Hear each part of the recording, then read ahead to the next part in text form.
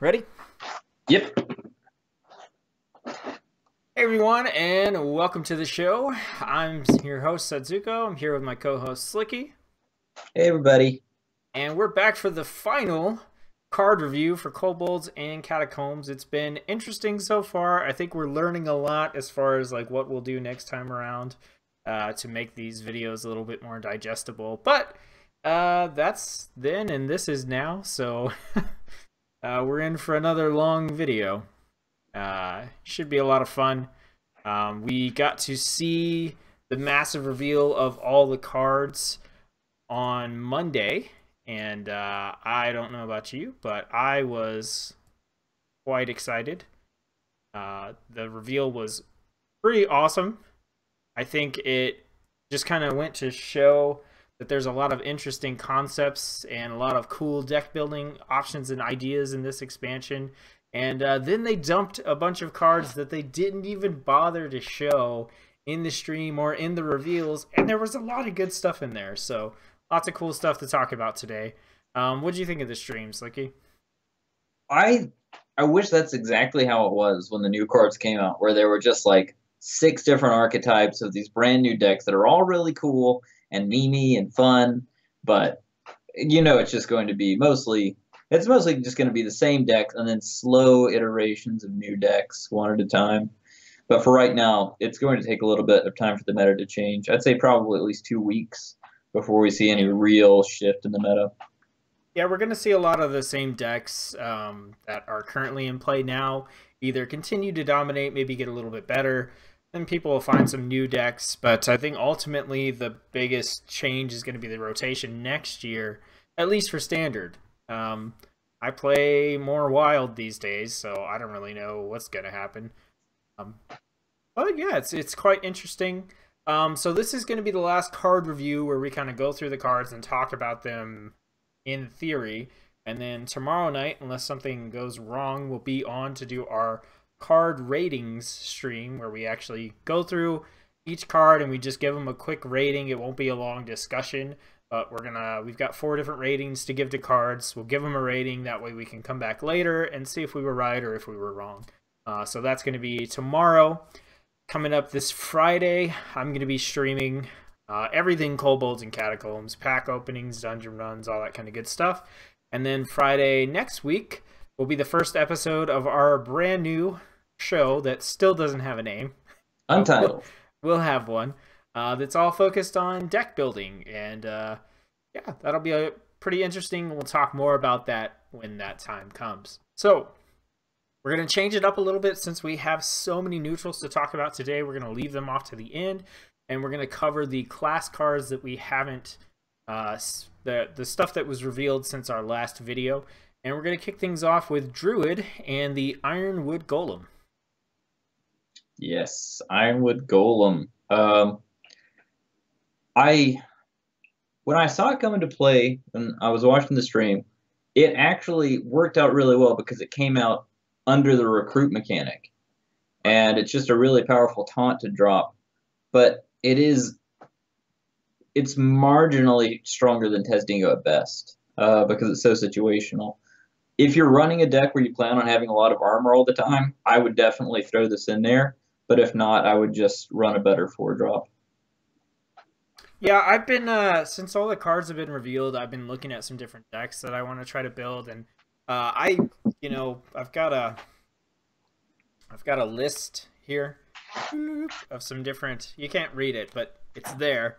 And up at Druid, like I was just kind of sitting there blank for a little bit. I was like, well, I could do like Taunt Druid, but like I'm just not that excited about this card. Like it seems good if you pull it with the recruit mechanic. It seems good if you get it back with Adronox or something like that. But on its own, because it's so conditional, it may turn out to be really strong, but it just didn't excite me enough to go, yeah, this is it.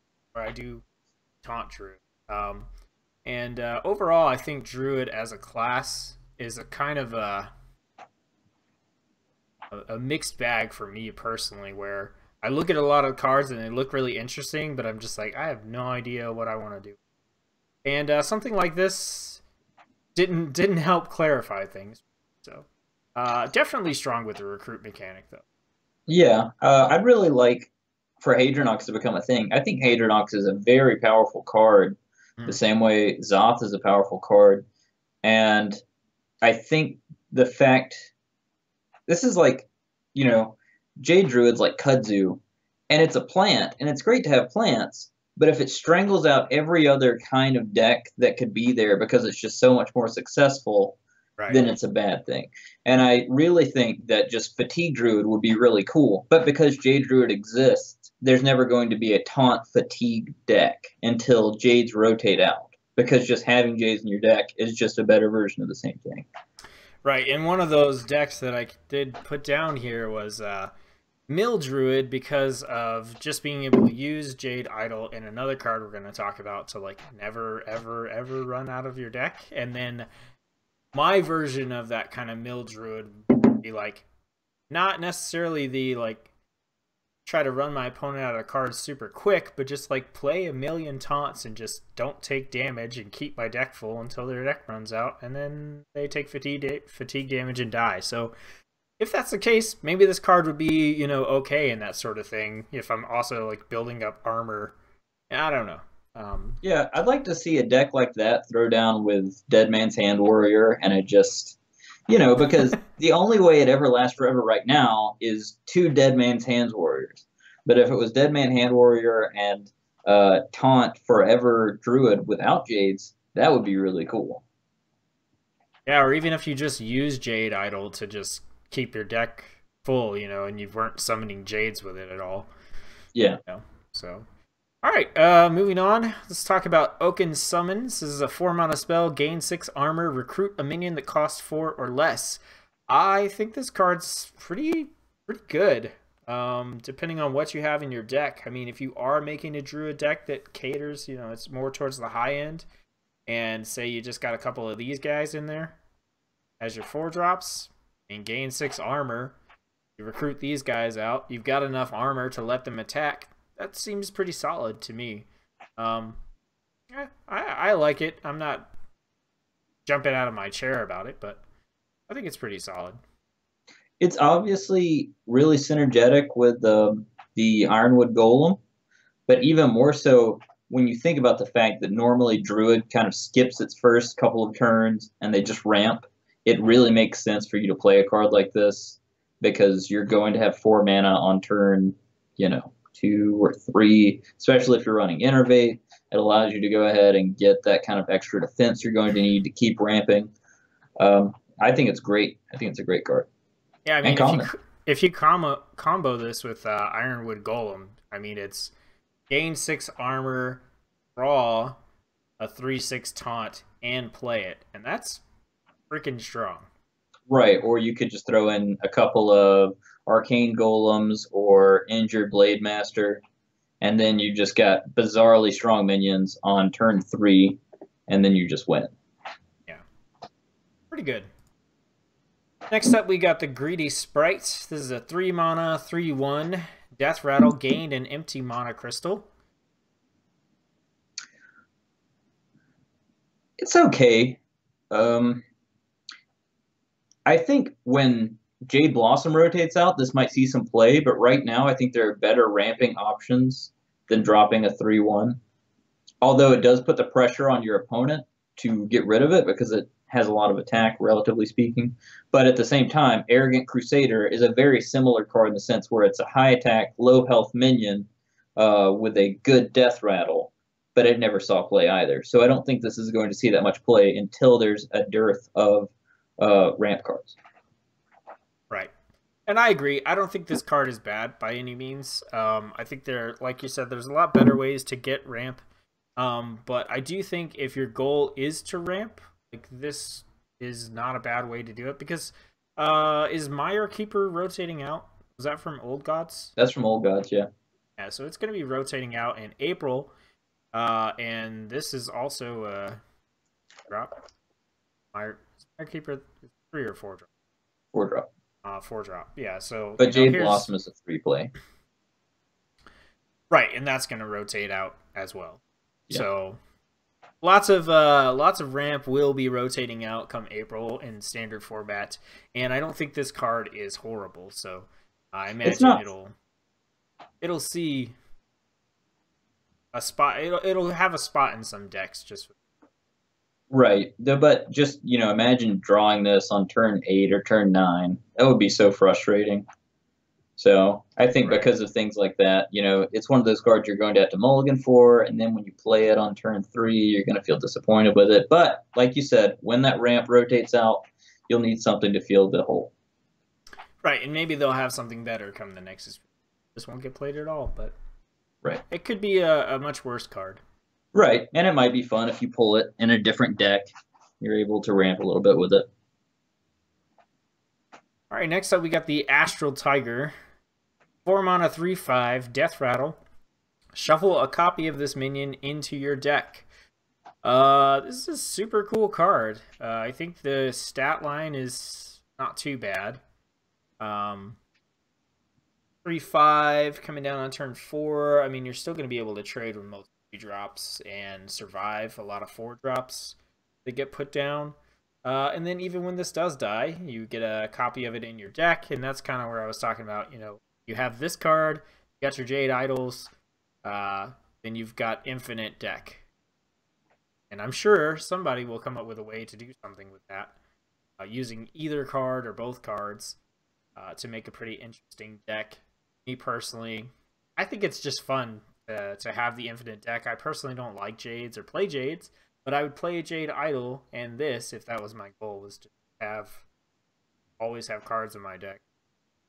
Yeah, I think it's really cool that that's part of the class identity of Druid, is to have these infinite decks. I don't think Jade Infinite Deck is necessarily a cool thing, but just Infinite Deck period, I think that's a cool thing. Because I think a lot of times, like, sometimes when you throw down against a Mill Rogue, just a side note, I hate Mill Rogues. I like the concept of burning your opponent out on something that isn't just damage, that you're doing it kind of a different way. But every person that plays Jade Rogue is a dick. I don't know why. They all have to emote the entire game, and they all think you don't know what they're doing, and that they're doing something tricky that's never been done before.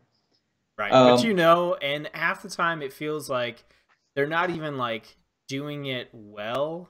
It's just sort of happening. You're like, okay, there's a Cold Light Orb. Right. Yeah, What and you could so be doing. I think it's really good that there's a deck or a hero that specifically counters Mill Rogue, because if you're playing a control deck against Mill Rogue, you just lose. But I think it's cool that there is a control deck that can survive that. So yeah.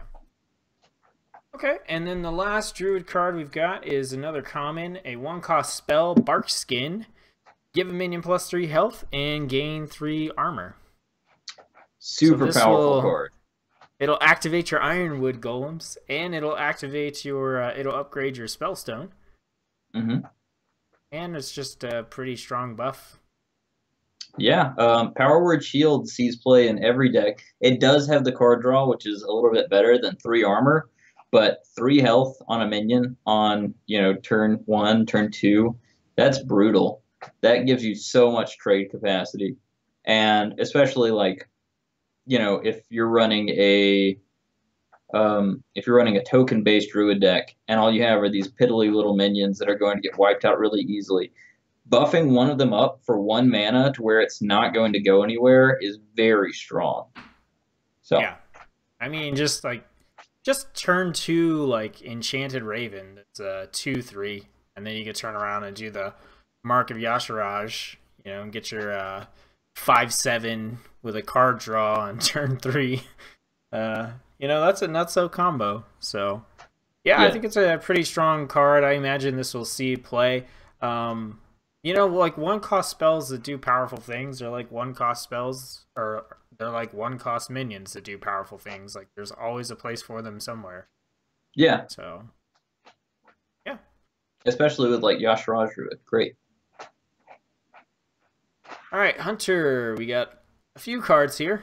And an interesting new archetype for Hunter. That kind of kicks off with To My Side. 6 mana spell. Summon an animal companion or 2 if your deck has no minions. And the animal companions are random. You don't get to choose. but it will base it off of what has already been summoned. So like the first one will be from any of the 3 that you can normally get, and then the second one will be from the 2 that are left over. So, like, this won't summon you double Misha. So interesting condition here of your deck having no minions. I mean, there's obviously a few implications here, like you build your deck with no minions from the start, or you're able to just have a few minions that you cycle out before you play this. Most likely you're going to opt for the first scenario because you want these kinds of effects to trigger 100% of the time.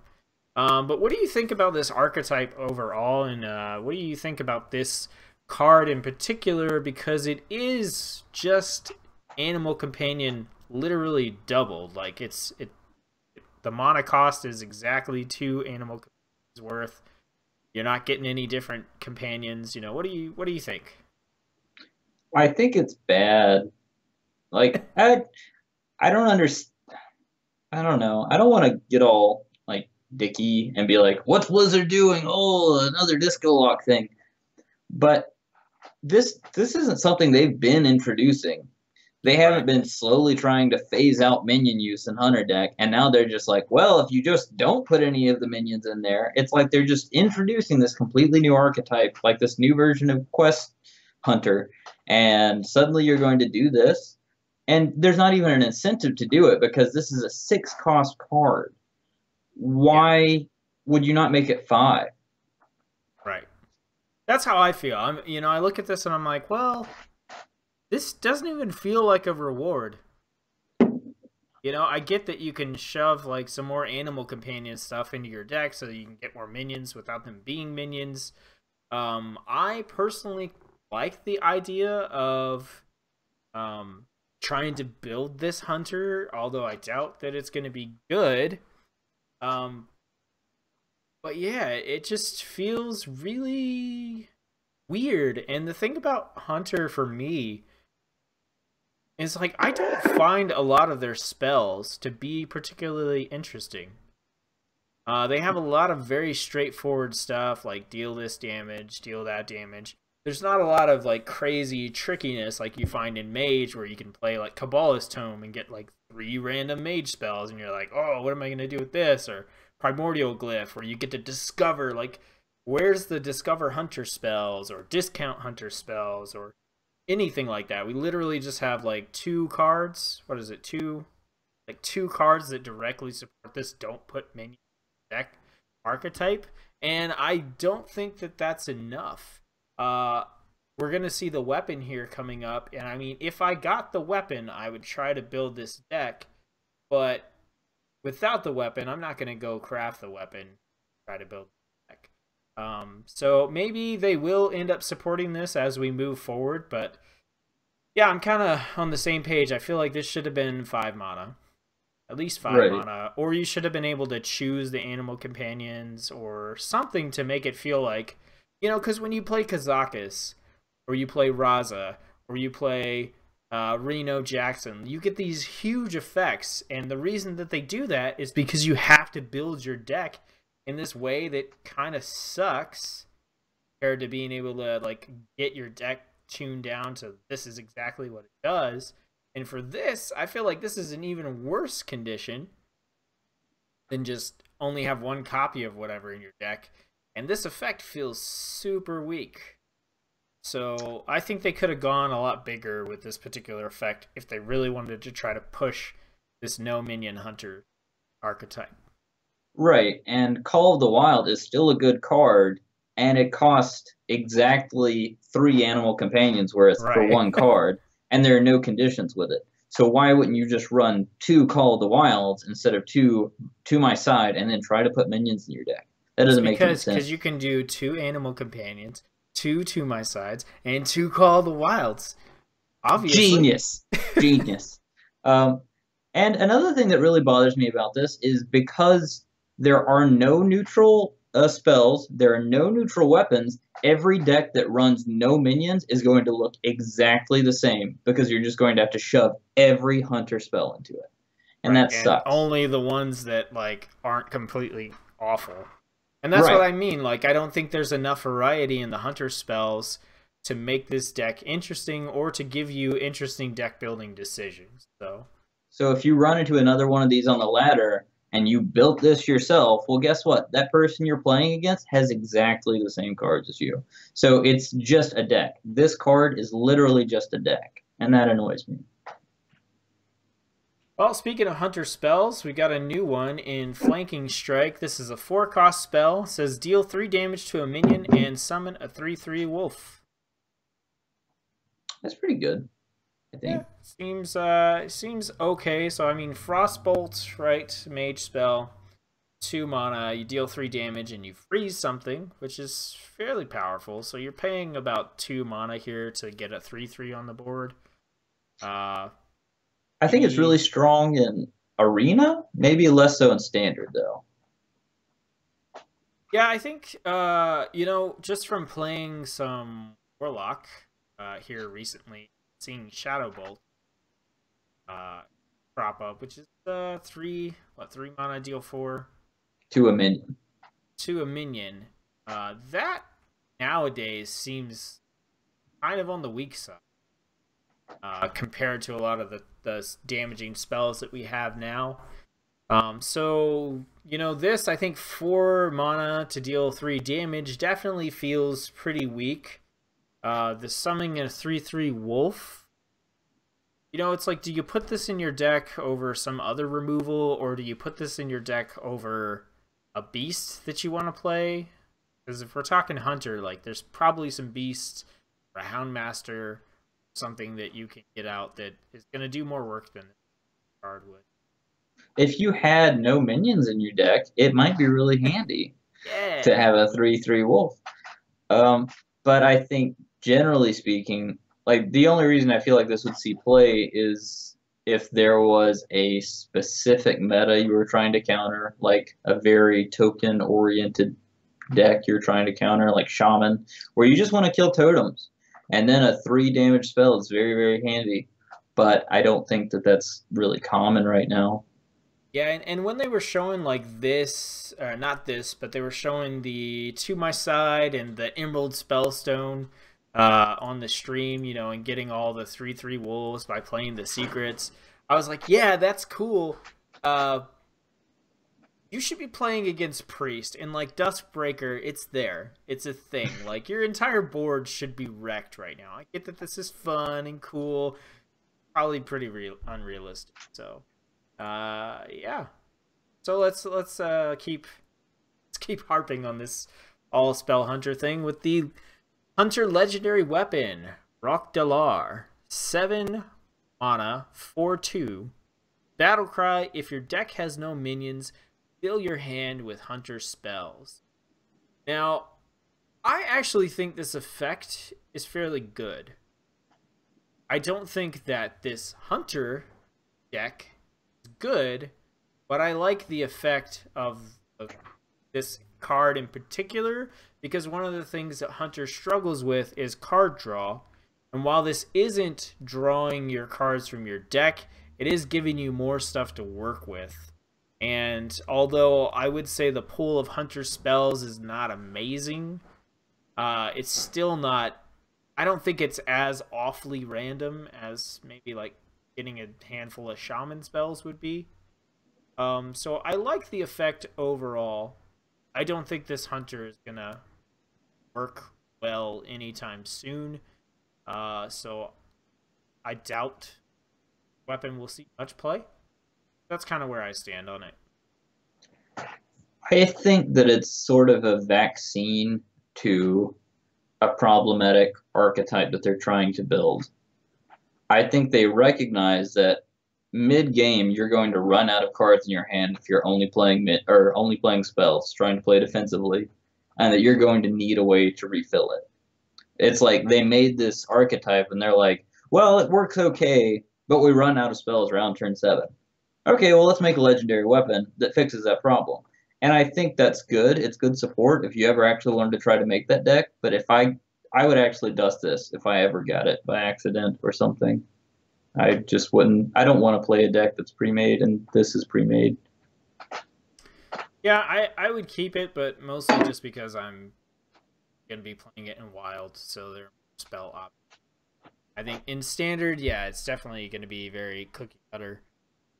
But you know, we'll see what happens. The one thing I will say about this like all spells hunter is like if you can get to turn 6 and you can Rexar, then you have a way to generate minions that are no longer in your deck.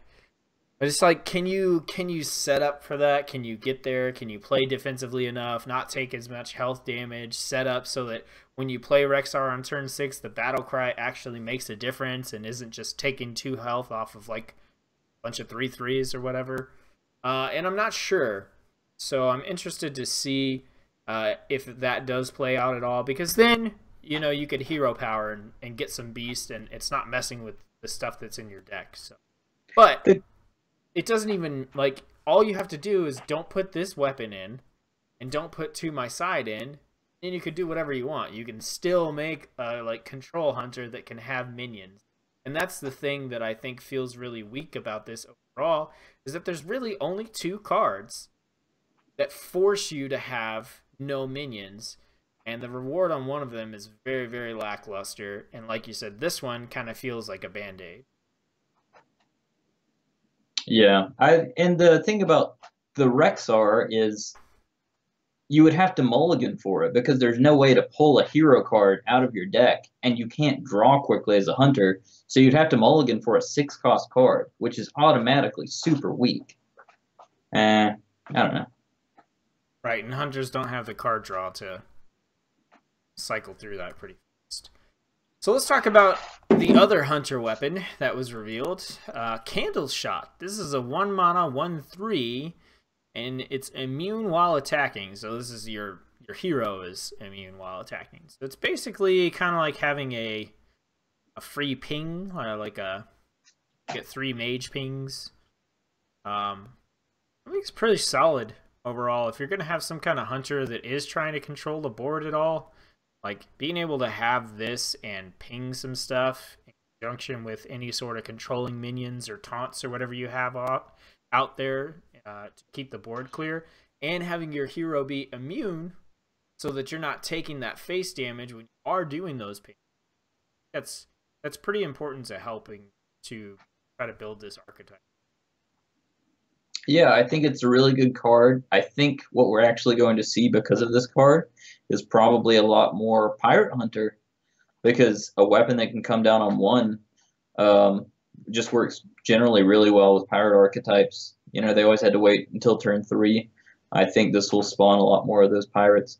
And then yay!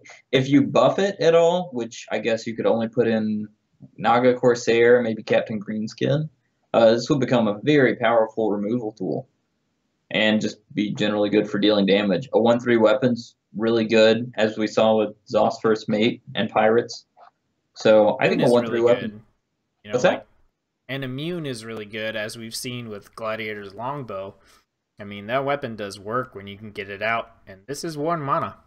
So, yeah. So I think it's a really solid weapon. Okay, last hunter card.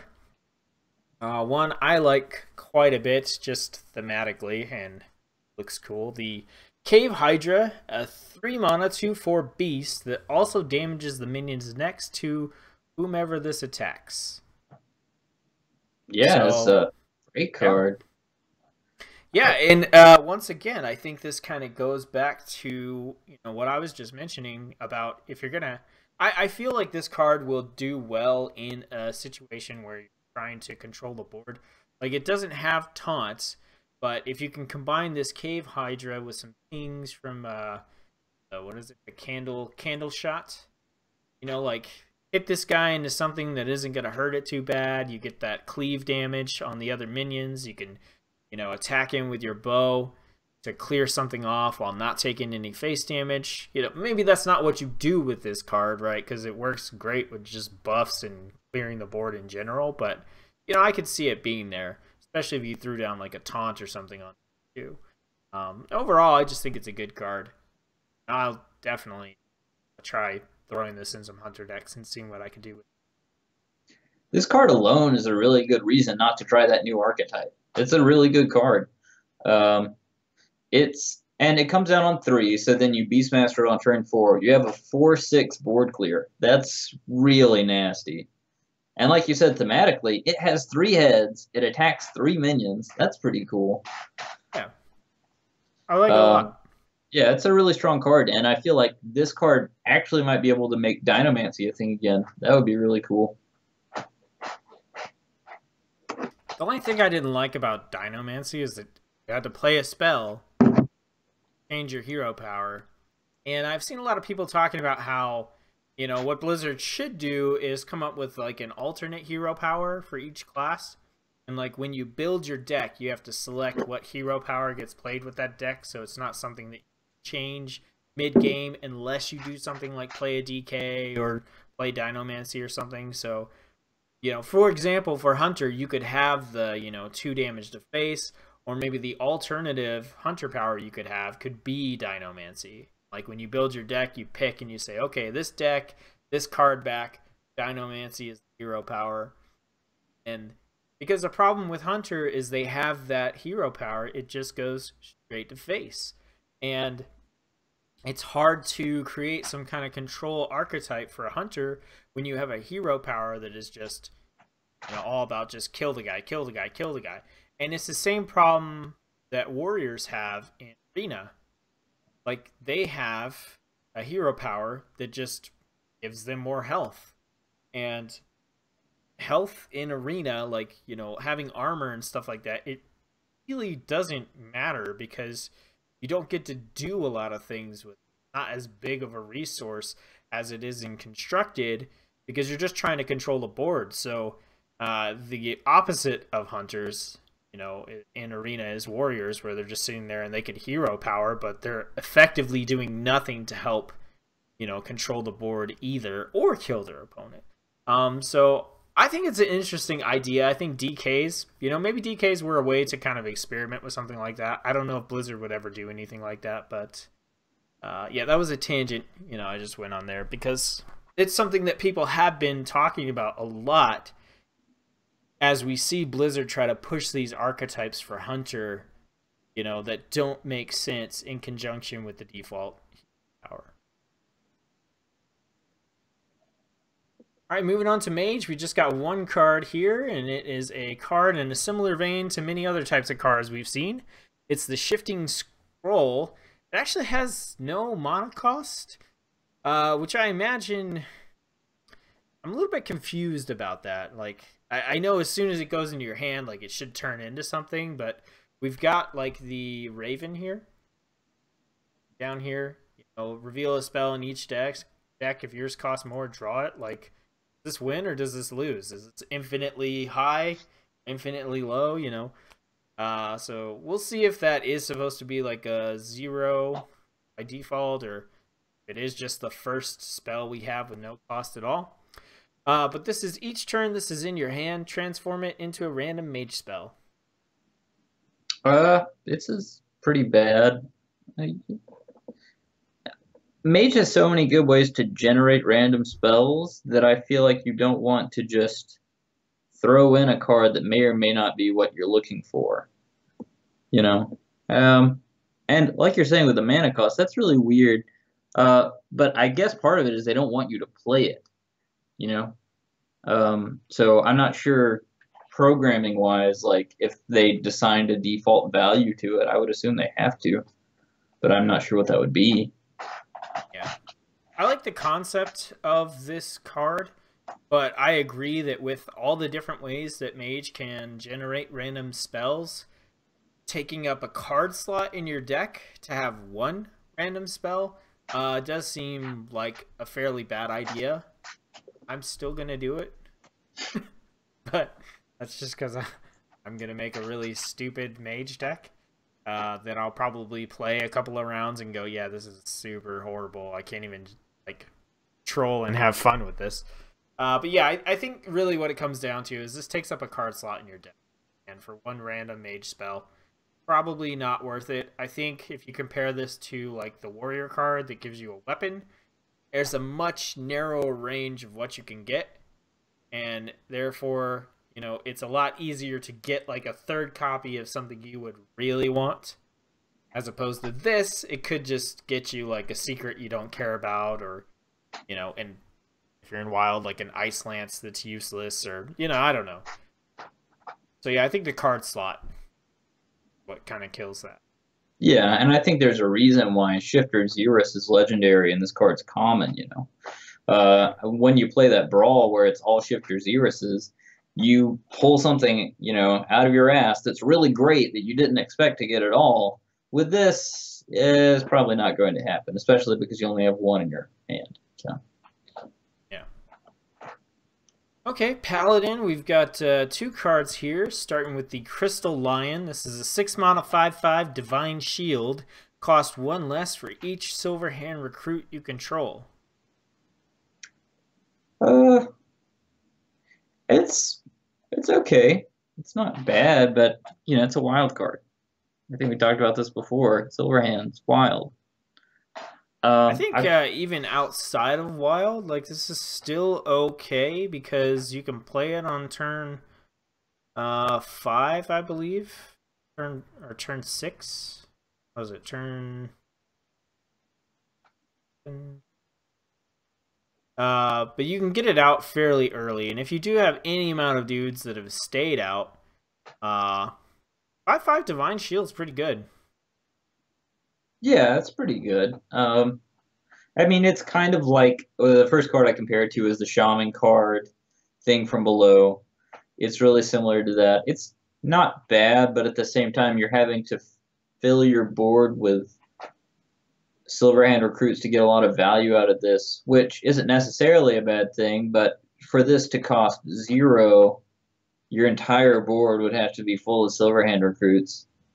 And I don't know, I just don't see that archetype being really powerful and standard.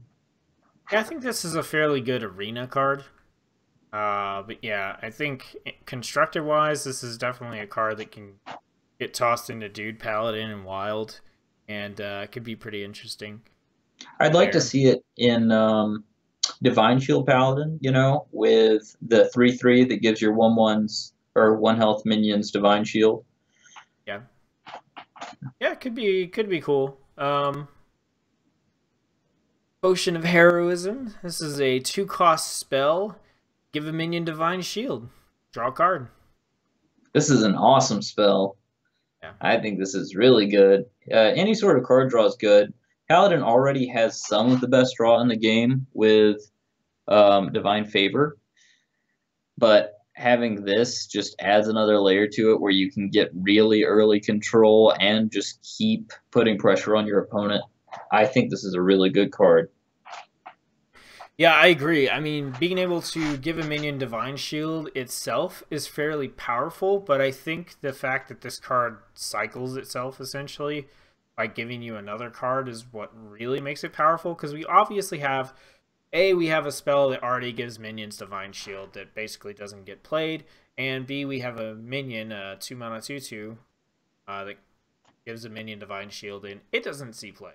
However, especially in Paladin, card draw is a big deal. And so I think this having card draw will push it over the edge compared to those other cards and make it actually see play. Yeah, when I said before that Paladin has some of the best, really Divine Favor is a great card when you're playing an aggro deck and when you're not playing against an aggro deck. So it's very conditional. So having something like this for Paladin is kind of you can just throw it into any deck and it's a good card. That's a really big deal. This is basically like a better version of that 3-mana make your minion immune this turn. You're basically saving a minion and drawing a card in one turn. That's awesome. Yeah, and having quality card draw still doesn't mean quantity card draw, and quantity card draw is something that I think Paladin tends to struggle with sometimes, especially in order to get that quality and quantity, and I think this is a good card to help them out with that.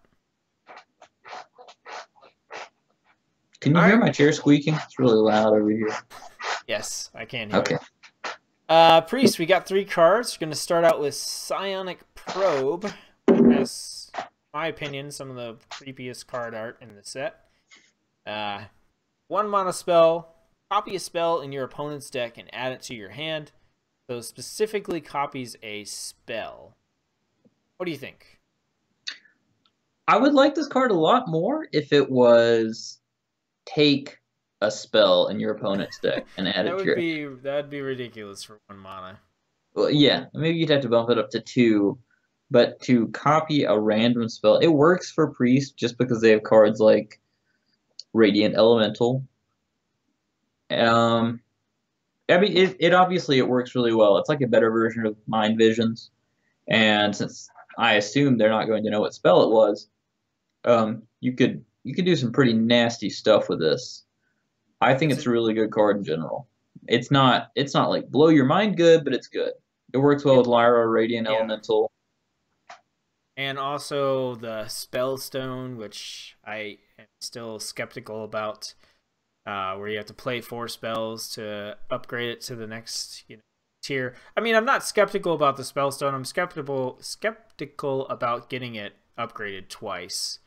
But this is a cheap spell that can help facilitate that as well. Yeah. I like to play the kind of priest that steals things, so I'll definitely experiment with this. It's a common, so definitely get 2 copies at some point and to be able to mess around with it. All right, next up we have the Gilded Gargoyle, 3 mana 2/2, Death Rattle. Add a coin to your hand. I don't particularly like this card.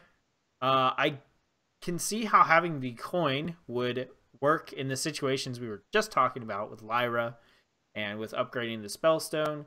I don't play as much Priest as you do. I don't think, and the priests that I do play are usually super meme priests, not like very serious priest. So overall, I look at this and I see a 3 mana 2/2 and I'm like, I don't know about those stats. I see Death Rattle, I'm like, okay, I gotta wait for it to die.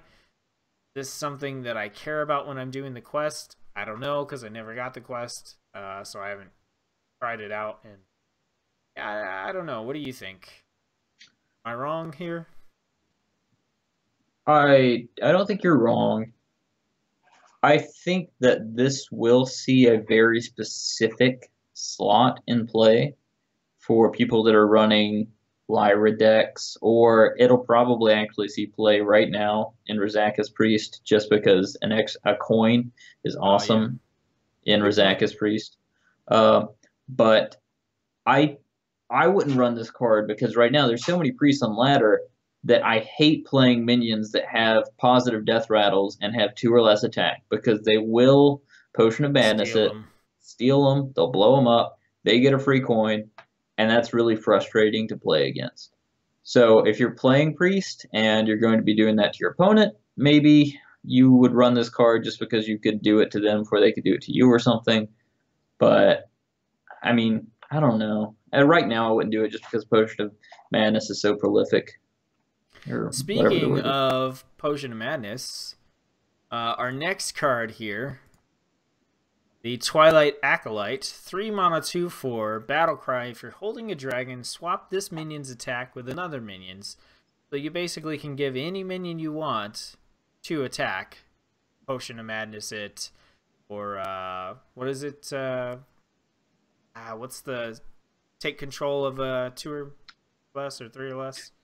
That's easy. You could Pain. You're talking about the 6 mana 4/5. Yeah, I can't remember the name of it. Something Priest, Shadow. I don't know. Something Priestess. So, Shadow Priestess.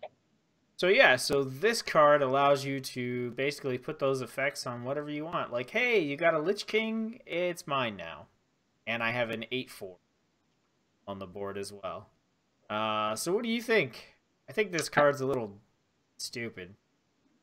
It's a really good card for Priest, especially. You can just make any card you want to have this attack. You can buff this thing up really high.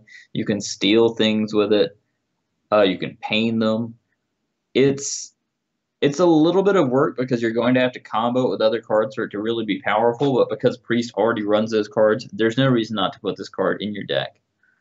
The Dragon tag kind of annoys me a little bit. because that's pushing an archetype again.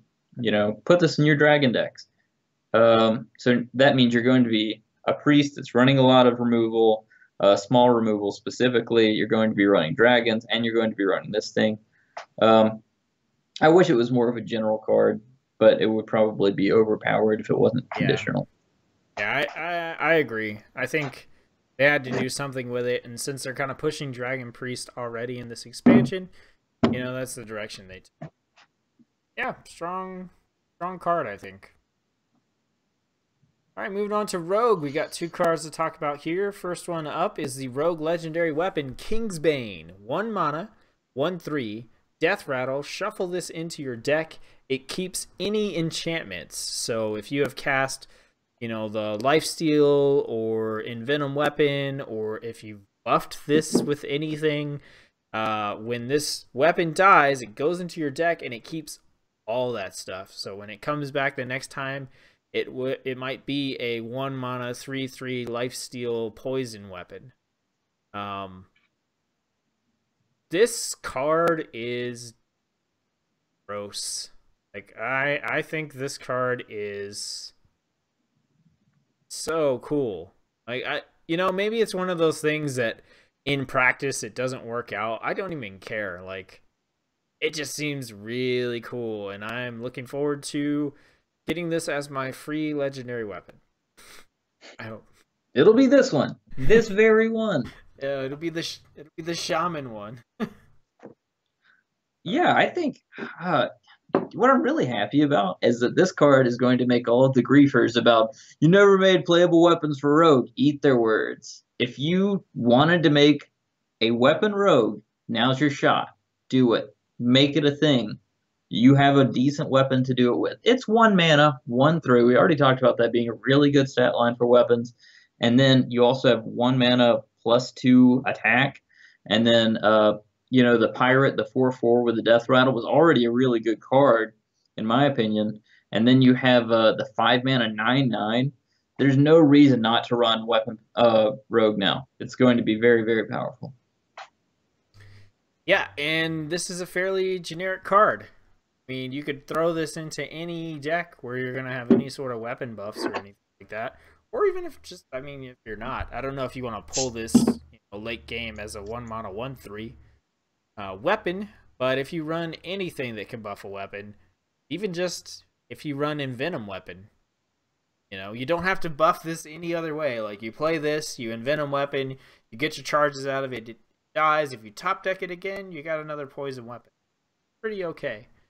And I think we're going to look at a card, right, that can just pull a thing out of your deck. And also, this is a 1 mana card, so you can use combo with it. It's a great combo card. It's pretty sick. I think. And it's perfect for Rogue. Yeah.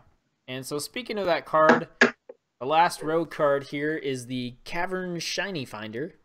2 mana 3/1. Battle Cry is draw a weapon from your deck. So get your Kingsblade back. The only thing I don't like about this weapon, I think, is that it's going to be like the new patches, where if you play Rogue, it's stupid not to have this weapon in your deck because it's already just a better version of the hero power. You know what I mean? It's just kind of an auto-include. Why wouldn't you have that in your deck? It would suck to draw late game, like you said, but it's also still a great 1-cost spell. Well, card. Yeah, it's still a combo enable. Yeah. And this guy obviously has an aggressive stat line. I think if you're playing this guy, you're playing him more for the battle cry, because there's just a lot of pings he can die to. He does kind of require an answer from your opponent if you're playing him early, but I feel like, if you're playing him early, you're trying to get your Kingsbane out or, whatever weapon out. Otherwise, you're holding him on until later when your Kingsbane is all buffed up and you use that final charge, and then you drop this guy and you get it right back. Yeah, 3 mana to re-equip a very powerful weapon is pretty awesome. Yeah. I think in the deck where you are trying to buff these weapons, or this weapon rogue deck, you're probably play this guy. And I think outside of that, like you said, I think the weapon's probably an auto-include in just about any rogue deck. but I don't think this guy is a auto included.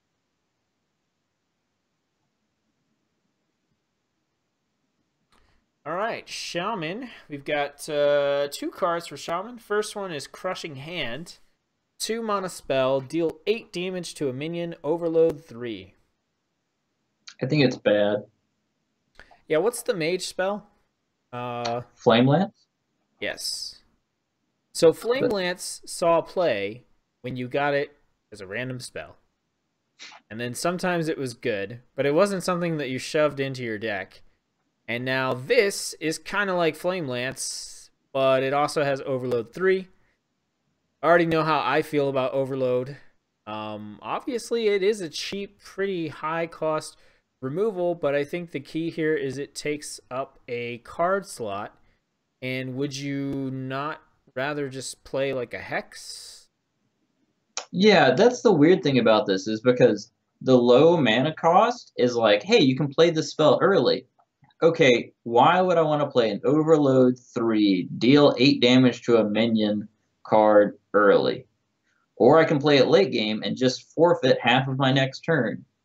Why would I not just run Hex? That doesn't make any sense to me. I don't understand what the logic behind this is. Lava Burst is pretty much the same card but better because it can hit face. Yeah.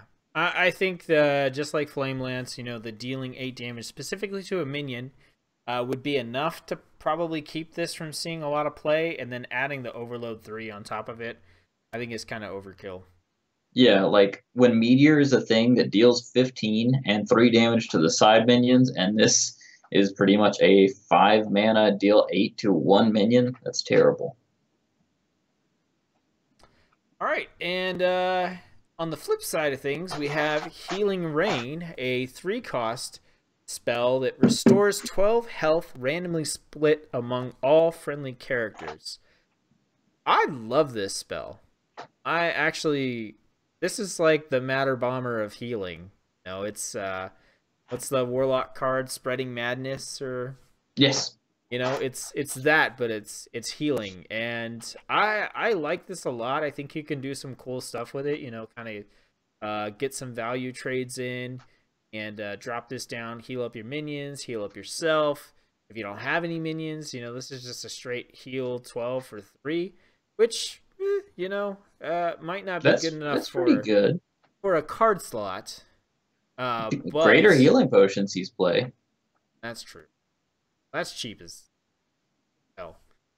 But yeah, I think just being able to, because the thing is, this won't it won't overheal. Like a lot of the healing effects that you have, like if you're playing Earthen Ring Farseer and it heals for 3, that's a 3 mana 3/3, heals for 3. If you drop that and you heal a minion who's missing 2 health, you overhealed for 1, and there's nothing you can really do about that. You play this, you can heal that minion for those 2 points, and then all the rest of the points will go somewhere else. Unless, you obviously don't have 12 health missing between your board and your face. I just really like this card in general. Yeah, I think it's really solid. I think Healing Totem does a lot of the work here for Shaman, so I don't think it'll see play in every Shaman deck. But I really just want to use it with, what's the name of the card that I was talking about? The 1/2, where every time somebody gets healed, it gets +2 attack. Oh, yeah. You drop that the turn before, you play this the next turn after you somehow damaged everything, and now you have a 24 2 minion that's a 2-turn KO. It just sounds fun to me. Light Warden, right? Light Warden, yes. Light Warden. I'd like to see this combo with Light Warden and you blow a person's face up. I think it's generally a good card. And it's also a really good tempo play, but there are also other good Shaman tempo cards that don't really see a lot of play, like Ancestral Spirit, I think, and Spirit Echo, cards that are kind of about sustainability, but because that's not the current archetype, I don't think this will see a lot of play right now. But if that archetype becomes a thing with Shaman sustainability, then I think this will see play. And if you could Volcano, turn around in a Healing Rain all your stuff up. Yeah. If your stuff survives the volcano. All right, Warlock. We got 2 cards to talk about. We have Dark Pact, 1 mana spell. Destroy a friendly minion, restore 8 health to your hero. This card is awesome. Yeah, I know This you is want to talk so about this one, powerful. so go for it. I just think this is a really, really, really, really, really strong card in Warlock deck. There's the 1/1 that summons a 1/1. You could play that with this and just automatically gain 8 health when Warlock already struggles for health gain. Then they have this that they can just throw into a deck. Okay, like a 1 mana heal 8 for something that's probably not going to cost you hardly any more mana. That's so strong in Warlock. It's ridiculous. This is a card that Warlock has needed for like the last 6 expansions, and they already had good synergy with Death Rattles with things like Egg Shaman, Sanguine Reveler, or not Shaman, Sanguine or Egg Warlock, Sanguine Reveler. Yeah, it's just a really, really, really solid card. There are so many different ways where this could see play, especially in zoo decks where you're going to be playing a bunch of small minions that you're not really going to want anyway. You're going to be running Priestess of Mixtures, Mistress of Mixtures, that you're really only going to be playing for the +4 health. You play this on Mistress of Mixtures, 12 health for 2. It's great. Just a fantastic card. Yeah, I was mentioning in a previous stream how in Rogue I would love to have anything that, helps me block damage or heal back up or allows me to not worry about playing Healbot in Wild. And, in Wild for Warlock, dropping those heal bots and getting 8 health back is huge because your hero power is so strong. And it takes your health, and I mean, you get that 8 health back from the heal bot. That's 4 more hero powers you can do before you're back down where you were, and that's significant. So I think this card, like you said, there's a lot of things you can destroy with Dark Pact that won't really make an impact. A lot of little tokens you can get. I was thinking Wild, if you're playing Implosion, you clear something off the board, you get a bunch of 1/1s, you kill one of them and get 8 health back. Yeah, and just from playing Demon Lock, there have been some turns where I was ready to Gul'dan, and I had like a weak ass demon on the board, and I was just like, I just want him to be dead so that he'll come back full health, when I play Gul'dan. And even just something like that, sitting there with a, I don't know, like a Voidwalker I played out, and they bumped it, and it's got 1 health. I'm like, well, I could just ping this, get 8 health, play Gul'dan on the next turn. I got a full health Warlock back, or Voidwalker back, and okay, cool. So yeah, I think this is a pretty strong card. I think it'll see quite a little bit of play because I think it's too easy to undervalue healing in War. Just huge because of the hero powers. Right, and I think it will also keep Warlock from having to run a lot of the crappier healing tools that they already run, and they can just throw in 2 Dark Pacts, which would be much stronger anyways. All right, the last Warlock card is the Hooked Reaver, 4 mana 4/4 demon, battle cry. If you have 15 or less health, gain +3/+3 and taunt. So, yeah, if you're running a little bit low on health, this becomes a 7/7 with taunt demon. I think this is a really good card in conjunction with Dark Pact. You play it on turn 5. After somehow, you've gotten way down. Now you have a 7/7, then you Dark Pact. Okay, you're back up to, 22, 23. I think it would be really good, especially in Arena, where cards like this, what was the Draconid whatever, saw play? Cards that are just generally really strong with these sort of conditions. Right. Yeah. The one that deals the damage if your health is low. Or no, it gets the buff. It gets a +3/+3 buff. So yeah. I think it's a solid card. I think it does weaken something like Blood Reaver Gul'dan a little bit because not getting its battle cry is kind of bad. But I think if you're playing kind of a fast and loose Warlock, it's actually a pretty good card. I think this could be a decent kind of alternative aggro finisher because if you're playing out a bunch of small minions and just tapping a lot to try to push face, And then instead of having to drop, you know, like a Bell Reaver or Bittertide Hydra, if you can drop this out instead for a little bit cheaper when your health's low, because you've been, you know, using your hero power to get the card draw and everything. I don't play Yeah, aggro warlock enough to know like if your health is down that low most of the time, or if you're just pushing face real hard. I think it gets like that nowadays with the new Zoolock. You know, people run 2 Flame Imps. That already knocks down your health to 24. You run 2 Abyssal Enforcers. That would knock your health down to 18. Plus, any face damage you take along the way is going to knock you down Plus, to around 15. let's be honest. We got the Kobold Librarian here, which And is the Vulgar just Homunculus. yeah, like so yeah, I yeah, maybe your health does get down that low, and then you could drop these guys. And the Then good thing Dark about Pact. these is they have taunt to protect your face if anything gets put, you know, put on the board that could threaten you. And they also don't have the horrible downsides of the Bittertide Hydra and that. So it's like once they're on the board, you're good. Yeah, I didn't even notice the taunt. That's awesome.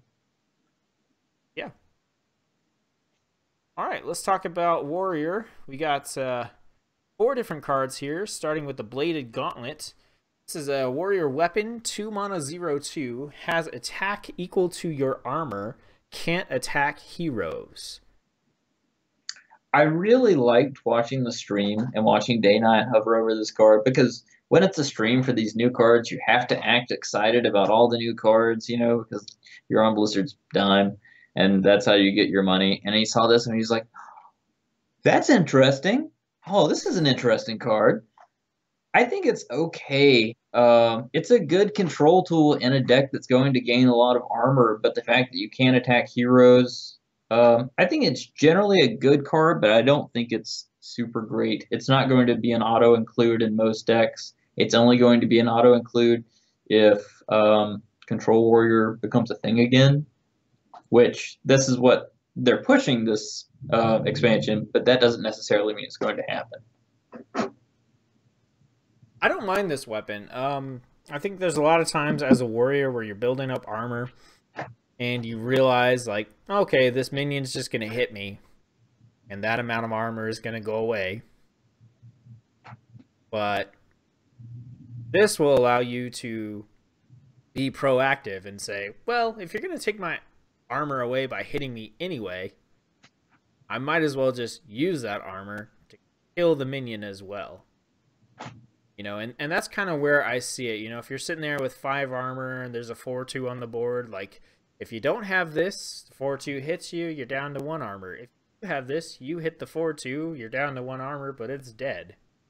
And, you know, I think that, like you said, this is only going to really come into play if there is a warrior that is focused on building armor. And I've said this before that I think that there's a contradiction in some of these cards where some of them want you to build up armor because you can do cool things with it, like Geosculptor Yip here, where at the end of your turn you're going to summon a random minion with cost equal to your armor, which is good because you want to keep building your armor up, you know, because you're still going to get hit, right? So if you get up to 20 armor, you know, and you're getting chip damage and stuff, this guy's still good. But then there are other cards like Reckless Flurry that want you to build up this armor and then spend it to do things, like dealing damage to minions, or, you know, using it to attack with this weapon that progressively gets worse the more that you attack with it because you have less and less armor. And so for me, it's all about the puzzle of trying to figure out, like, how do these cards work together and where do they split apart, and what are the types of decks that are going to come out of that division between I want to build armor and spend it versus I want to build armor and keep it. And, like, what does the rest of that deck do in those situations? Like, what does the deck do? Like, if I'm wanting to build armor and keep it, maybe I'm playing taunts. If I'm wanting to build armor and spend it, like, you still have to have a way to keep that armor in order to use it. So I think it's an interesting card. I'm not entirely sure how strong it is, but I agree with you. Like, there's got to be a control warrior that's building up armor that is okay with spending it for this weapon to really.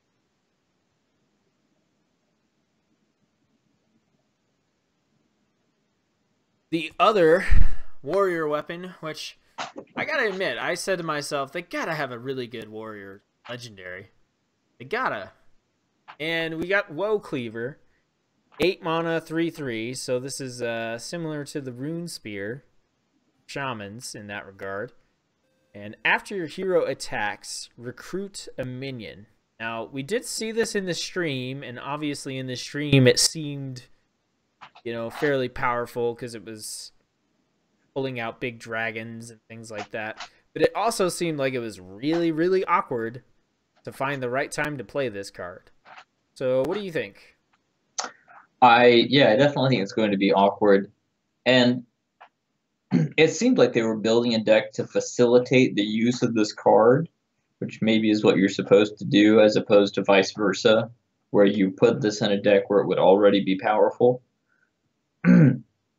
I think it doesn't seem like it when you first read it, but if you really look into it, it's meant to be in a very specific type of deck, which is a control warrior deck that has like 7 or 8 minions, and the rest is just spells and armor gain and stuff like that. And then for when you don't draw your minions like you had planned on, you play this, you attack with it, and then you start to gain control of the board slowly with your gigantic minions that you've already tried to pull out with Gather Your Party. Yeah.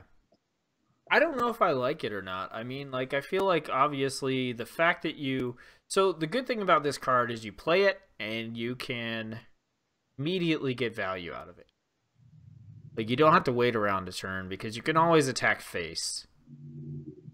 Even if for whatever reason the hero's immune or whatever, he just won't deal damage, but you can at least play this and immediately get something. And if what you're getting is an 8, 9, 10 cost minion that gets pulled out and played onto your deck, then okay, you basically just played that minion and equipped a 3/3 weapon, which is not too bad.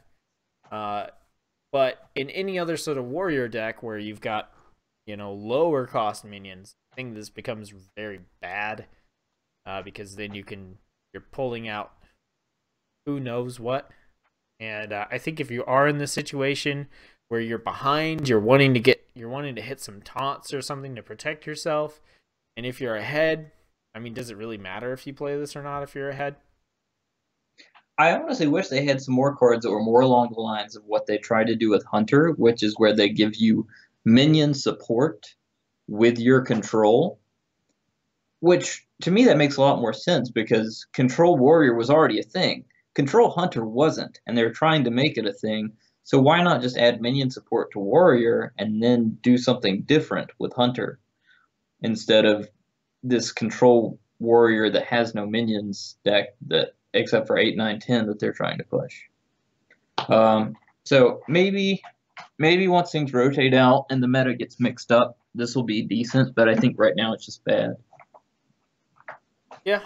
I wouldn't be upset getting this as my free legendary. I don't think it's that bad where we get it and go, but I think it'd at least be fun to experiment. All right, next up we have the Kobold Barbarian, 3 mana 4/4. At the start of your turn, attack a random enemy. So if there's no minions on board, this will attack the enemy hero. Also, it obeys targeting rules, but can ignore taunt. I believe you said something about this one. I think it's awesome, but very specifically, it's awesome in Arena. What was already seeing play when Wild was a thing was the turn 3 Ogre, I think, the 4/4 that attacked it had like a 50-50 shot of attacking a random minion. Yeah, because it was fairly good stats at the time, despite it being random, and the fact that you could use it to attack around taunt sometimes won you games. Yeah. But you got to choose when that minion attacked. Right. You could hold it and not attack with it if you want to. Now, does this minion, do you get to attack twice with it? Does it attack on its own? This counts as its attack for the turn. So it's not a double attack. That's kind of bad, but I don't know. Yeah, I mean, I guess that's kind of bad, but I think in something like maybe, like still maybe an arena, it would be pretty good if you actually dropped it on three and you have something that it's like they have to deal with it, or this is just going to start wrecking their board. Pretty much the same way kind of Demolisher works. Demolisher doesn't see play, but in the way that it's even though Demolisher doesn't see play, it's a soft taunt because it will screw things up if you leave it on the board. I think this is a really strong turn three play in arena, but not so much in standard. So Yeah, in constructed, I don't really know where this would go, and I'm not trying to say that from this doesn't fit in this type of warrior. Or this like I'm just like what kind of a deck would I put this in, and what would I be taking out in order to put this in? And when I think about those questions, ultimately the kind of conclusion that I come to is like there's better stuff that I'd rather use.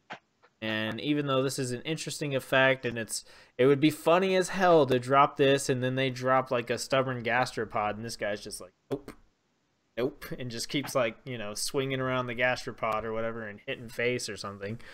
You know, as cool as that could be, like I said, ultimately I just think that there's better stuff that you can use, and because of that, in constructed, especially, like, this is not that strong of a card. Alright, last up for Warrior, we've got the Gem-Studded Golem. 6 mana, 5/9 taunt, can only attack if you have 5 or more armor. So, a couple of thoughts I had here. First thing I started looking at was like, would I want to play this in Taunt Warrior? And then I started thinking, okay, so this goes in the Warrior that wants to have armor but not spend it so that this guy can attack. And then my third question is like, do I care if it attacks? And it's a 5/9 taunt on turn 6.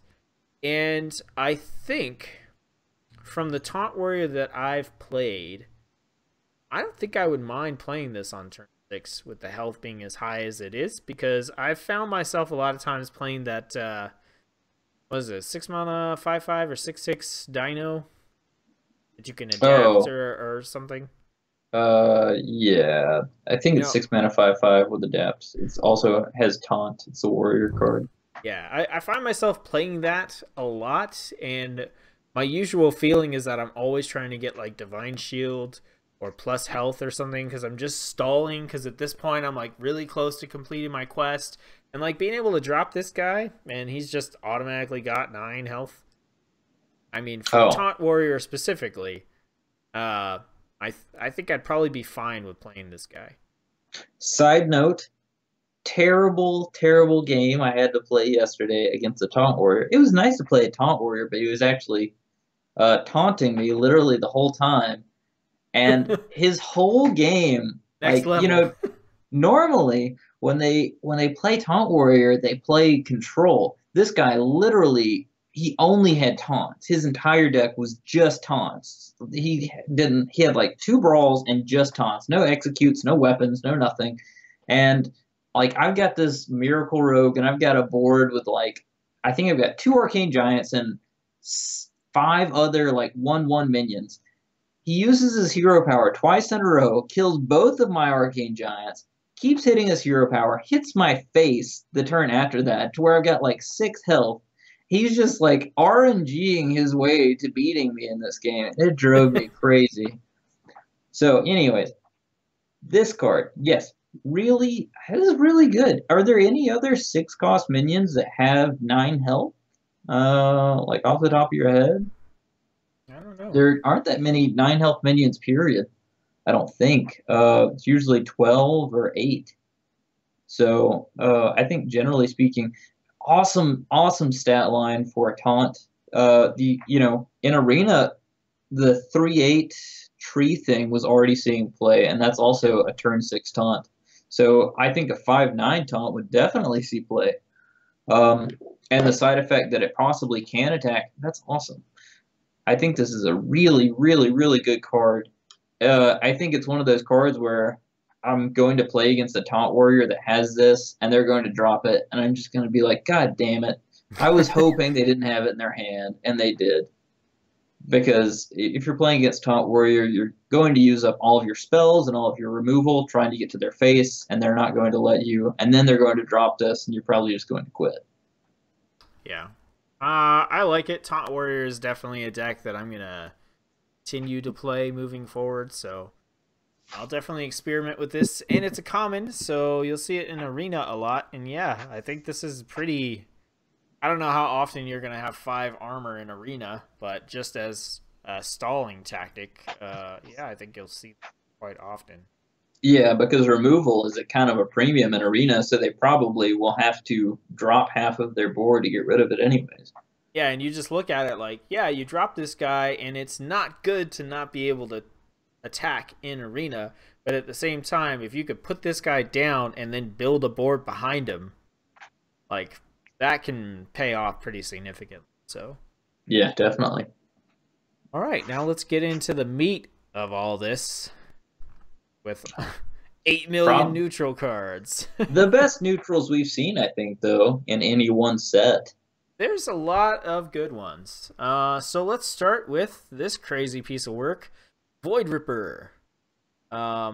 3 mana 3/3 demon. Battle cry, swap the attack and health of all other minions. I think it's okay. I don't think it's great. Nobody really plays Confuse in Priest, which is the first thing I compare this to, and they have the most to gain by swapping attack and health. So I think it would see play in some meme decks, but I don't think it would see that much serious play. I occasionally play the Chemist, but the thing that I prefer about the Chemist over this is I don't have to swap everything. I can swap specifically what I want to, and I think being able to have that control and make those calculations makes that effect much better compared to this one where you have to swap everything, because there's going to be times when you don't want to turn a Tar Creeper into like a 1/5 on your opponent's turn, you know, like you don't want to have those high attack swaps, and there are a lot of defensive cards that are getting played these days. I mean, imagine like having this guy in hand and your opponent just played Spreading Plague or whatever. You know, like you have no control. If you want to swap something to kill something off, you just gave him a bunch of 5/1, which could be good if you have a board clear or something like that. But I don't know. I think this is such a fringe effect that it's not going to be a part of a particular strategy. It seems more like a, you know, like a Hail Mary kind of thing to me, where it's like, oh, you know, I can play this out and maybe do something crazy with it. Like you said, with the stat switching, if you're on a priest or something and you're playing those, you know, high health minions, this could be part of your game plan where you get out these big taunts and then all of a sudden you drop Void Ripper and they all have huge attack and you just go face, and that's kind of cool. I used to play a deck in Magic the Gathering where I put out a bunch of, you know, defenders which can attack and just had this wall of crap, and then I would play one particular card that allowed all my defenders to attack, and then one that swapped their health, and then that's what I would do is I'd put out this wall of stuff, and then all of a sudden with this 2-card combo everything switched and now you're basically dead. It doesn't really work that way in Hearthstone because they have to go through your taunts. They can't ignore them like you can in Magic. Yeah, I think it's a fringe effect that probably won't see a lot of play. Yeah, because why would you, like, if you're picking, there's a lot of questions. Like, okay, first it's a neutral card, so are you going to craft an epic neutral card that has a meme effect to put into your deck that might be useful? I don't know. That just seems like very, very specific for something you're probably going to have to craft. If it was like maybe rare, I could maybe see putting it in some decks, but I'm not going to craft this card. Right. Okay. Next up, we got the Sleepy Dragon, a 9-mana 4/12 dragon with taunt. So just kind of the big generic taunt of the set, but it does have the dragon tag. So we it's the biggest fuck you to Priest that they could make. Yeah, and we did see this played in the warrior deck, where this could get recruited out, or the warrior weapon could allow it to get recruited out as well. And like you said, 4 attack, that's a pretty big deal against priest. And I think this is the kind of thing that you would want to recruit out in that type of deck, where this just eats up a lot of damage. But my personal opinion is we've seen a lot. Like every set, we get something like this. Just a big, massive taunt, and it's mainly just pretty good in arena. Yes, definitely really good in arena. Anything to add? No, it'd be really good in arena. I could see it seeing play in priest decks because the Divine Spirit Inner Fire combo with this is just insane. You know. You wouldn't be able to play it all in one turn, but if you drop this on turn 9, it's really hard to get rid of, and if they just avoid attacking it, then you have a minion set up for the OTK next turn. So I don't think it's bad by any means. It's just kind of average. Okay, well, let's talk about this crazy card, the Darkness. 4 mana 20/20. It starts dormant, so similar to Sherazin, where it's on the board, but you can't affect it and your opponent can't affect it at all. The battle cry shuffles 3 candles into the enemy deck, and when all 3 of those candles are drawn, this awakens and it becomes usable. It can awaken on your turn or your opponent's turn. So like if you Cold Light Oracle or Naturalize the opponent into drawing the last candle, this can wake up on your turn, or it can just wake up when they naturally draw the 3rd candle, on their turn or through their own card draw. Do you remember that band, The Darkness? They did that song? Yes. That's awesome. Are the candles spells? The candles are like ambushes and stuff, where they just get, they're automatically shown. And then they just go away. Could you use the priest spell to suck it out of their deck, do you think? I am not sure. I mean, that's a good question. Uh-oh, you broke it. No, I didn't break it. You can keep talking. I'm going to see if they have any clarifications on here.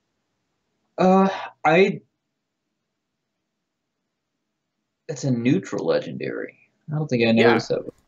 Yeah, it's a neutral. So I've got some thoughts about this, right? Like, I feel like if you're going to play a mill deck, put this in there. Why not? Right, yeah, because it's already defended because it's dormant. They can't just kill it. Right, I think it's starting dormant is pretty significant. Also, your opponent can't predict when this is going to activate, so they could save a removal for it, but even if they do, man, like if they're saving a removal for this particular card for the majority of the game, then I think that's good. Oh, you're keeping a polymorph because you're scared of this guy, and because of that, you're not, polymorphing, my elementals or my Lich King or something, and I think depending on how much card draw is in the decks that are fairly competitive will determine whether or not this is good. Like, this seems like it'd probably be pretty good playing against Druid, because they're going to draw so many cards with, like, Ultimate Infestation and things like that, that the chances of getting all those candles is probably pretty good. Maybe not against Jade Druid if they're constantly shuffling it. Jade Idols. Regardless of that, I like this card. I don't know if it's going to be good or not. I think, like I said, in Mill, you definitely throw this in there because you're going to have them drawing cards anyway.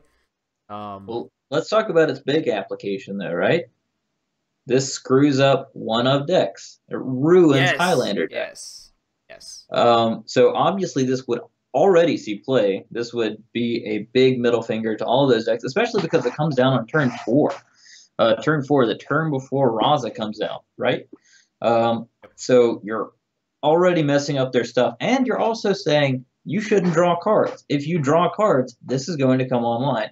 Now, it's not super strong against Priest because they can just Shadow Word Death it, but let's say you're playing against Quest Mage. They're going to be drawing the entire game, and they may not have a way to deal with this and deal with the rest of your board. they'll probably try to Frost Nova Doomsayer, but they might not be able to pull it off. It's going to be one more thing. The big danger to Quest Mage are sudden bursts of damage. And if you suddenly have 20 damage on the board, they have to deal with it, which means they're going to spend their resources getting rid of one minion when they should be getting rid of 5, 6 at a time. And not only that, but I don't remember. I had something else, but I don't remember what it was. Well, no, like when I was looking at this, the big point for me was actually the 3 candles screwing up the Highlander decks, and I just totally forgot about it because it seems like the obvious upside. Because when I'm playing in Wild, man, and I'm playing Rogue, like at least one copy of Beneath the Grounds is in my deck, like period. Because you play that out, and hey, you've got to draw all those in order, or not all of them. You got to draw 2 of them, to activate your Highlander crap, and you're giving me 4/4s when you do that, so thanks. So I think in Wild, like this plus Beneath the Grounds is going to shut down a lot of Highlander crap, and that's going to be fun. Yeah, so. I think it's just it's a very solid card. I like it. Okay, moving on. We got the Boisterous Bard, 3 mana, 3/2. Battle Cry, give your other minions +1 health. Second question about the last thing we were looking at. And it's not really a question, but just imagine you'd have some really bizarre synergy if you put that with Bran. It would activate twice as quickly. So that might be cool too. I mean, I don't think you could activate 2 of them because you only have 1 on the board, but anyways. Boisterous Bard. Druid had the new legendary. Oh, anyways, Druid, yeah. When we were talking about Druid, they don't have large removal. And if you put that against a Jade Druid that's trying to draw out its entire deck, what are they going to do when you have a 20/20 on the board? I was trying to see if that candle had a page. Yeah, if the candle has a mana cost. It probably doesn't, but yeah. I was just wondering if you could get rid of it with Skulking Geist or something like that. But yeah, Boisterous Bard. I think it's a fairly generic card. 3 mana, 3/2. Other minions +1 health. Sure, whatever. I don't know. It's not. It's one of the. There are a lot of interesting neutral minions, and for the sake of time, like this is one I'm okay with. Just okay, whatever. I think it would be really good in Arena. If you already have the board, then this could be a really big deal, especially if you've managed to get out 2 or 3 minions by turn 3 and you drop this. That's really super solid, just that 1 health extra. But I don't think it would see play in any constructed deck because it's just okay if you're not trying to win the board very quickly like that. Alright, Corridor Creeper, 7 mana 5/5 beast, cost 1 less whenever a minion dies while this is in your hand. I've found these types of effects with the minions dying and yeah, like with what's the paladin legendary that does that? I can't remember the name, but it does something similar. They never seem to really work that well. So for this to work, you have to trade your minions in. And unless you just have a lot of tokens that you're willing to trade in for some reason. Like this is just a 7 mana 5/5 beast. I imagine it could be pretty easy to get it to a 6 mana 5/5 beast. But it's like, why aren't you just playing Stranglethorn Tiger? 5 mana 5/5 beast with stealth. Like, all the time. I think it has a really obvious application. I think this would be really powerful in not beast decks, but in hunter decks because they're playing Alley Cat already, Crackling Razor Maw, and they're probably your opponent is constantly trying to clear the board, get rid of those small minions that you're playing. So if you end up with this in your mulligan, you could easily drop this on turn 4, turn 3, and it would be really solid. Yeah, maybe, or maybe you can combo it with like a good Unleash the Hounds play. Yeah, you could do that. I mean, Hyena already is pretty powerful, and in Arena, it's a little bit different. But What's the zombie card where every time a minion dies, it gets +1 attack? Those cards can get out of control really quickly in Arena. So this might see some play there too. Yeah, I mean, I personally just don't think it's very strong. The condition that has to trigger for it. It's not as bad as that skeleton card. Like gains +1/+1 for every minion that died this turn. That card was pretty terrible. Yeah. And that's another thing about this is it doesn't say your minions. It says whenever a minion dies. So you could do some sort of board clear and then just drop this, like playing as a mage, do a flame strike or something, then drop this and just have a 5/5 on the board. We've already seen that, in the stream that those kind of cards can be really powerful, that you can combo up with board clears. Yeah, I'm still just super skeptical about this one. I mean, I'm on board with the mage one, where if you cast a spell that costs 5 or more, it's free. That totally makes sense for me. This one, Can we take a quick break? Yeah, okay. Okay, We be will. right back. Now I'm gonna sit on stream and talk to myself. All right, so we are on a little bit of an intermission here. We've got 1, 2, 3, 4, 5, 6, 24 more neutral cards to talk about. Right.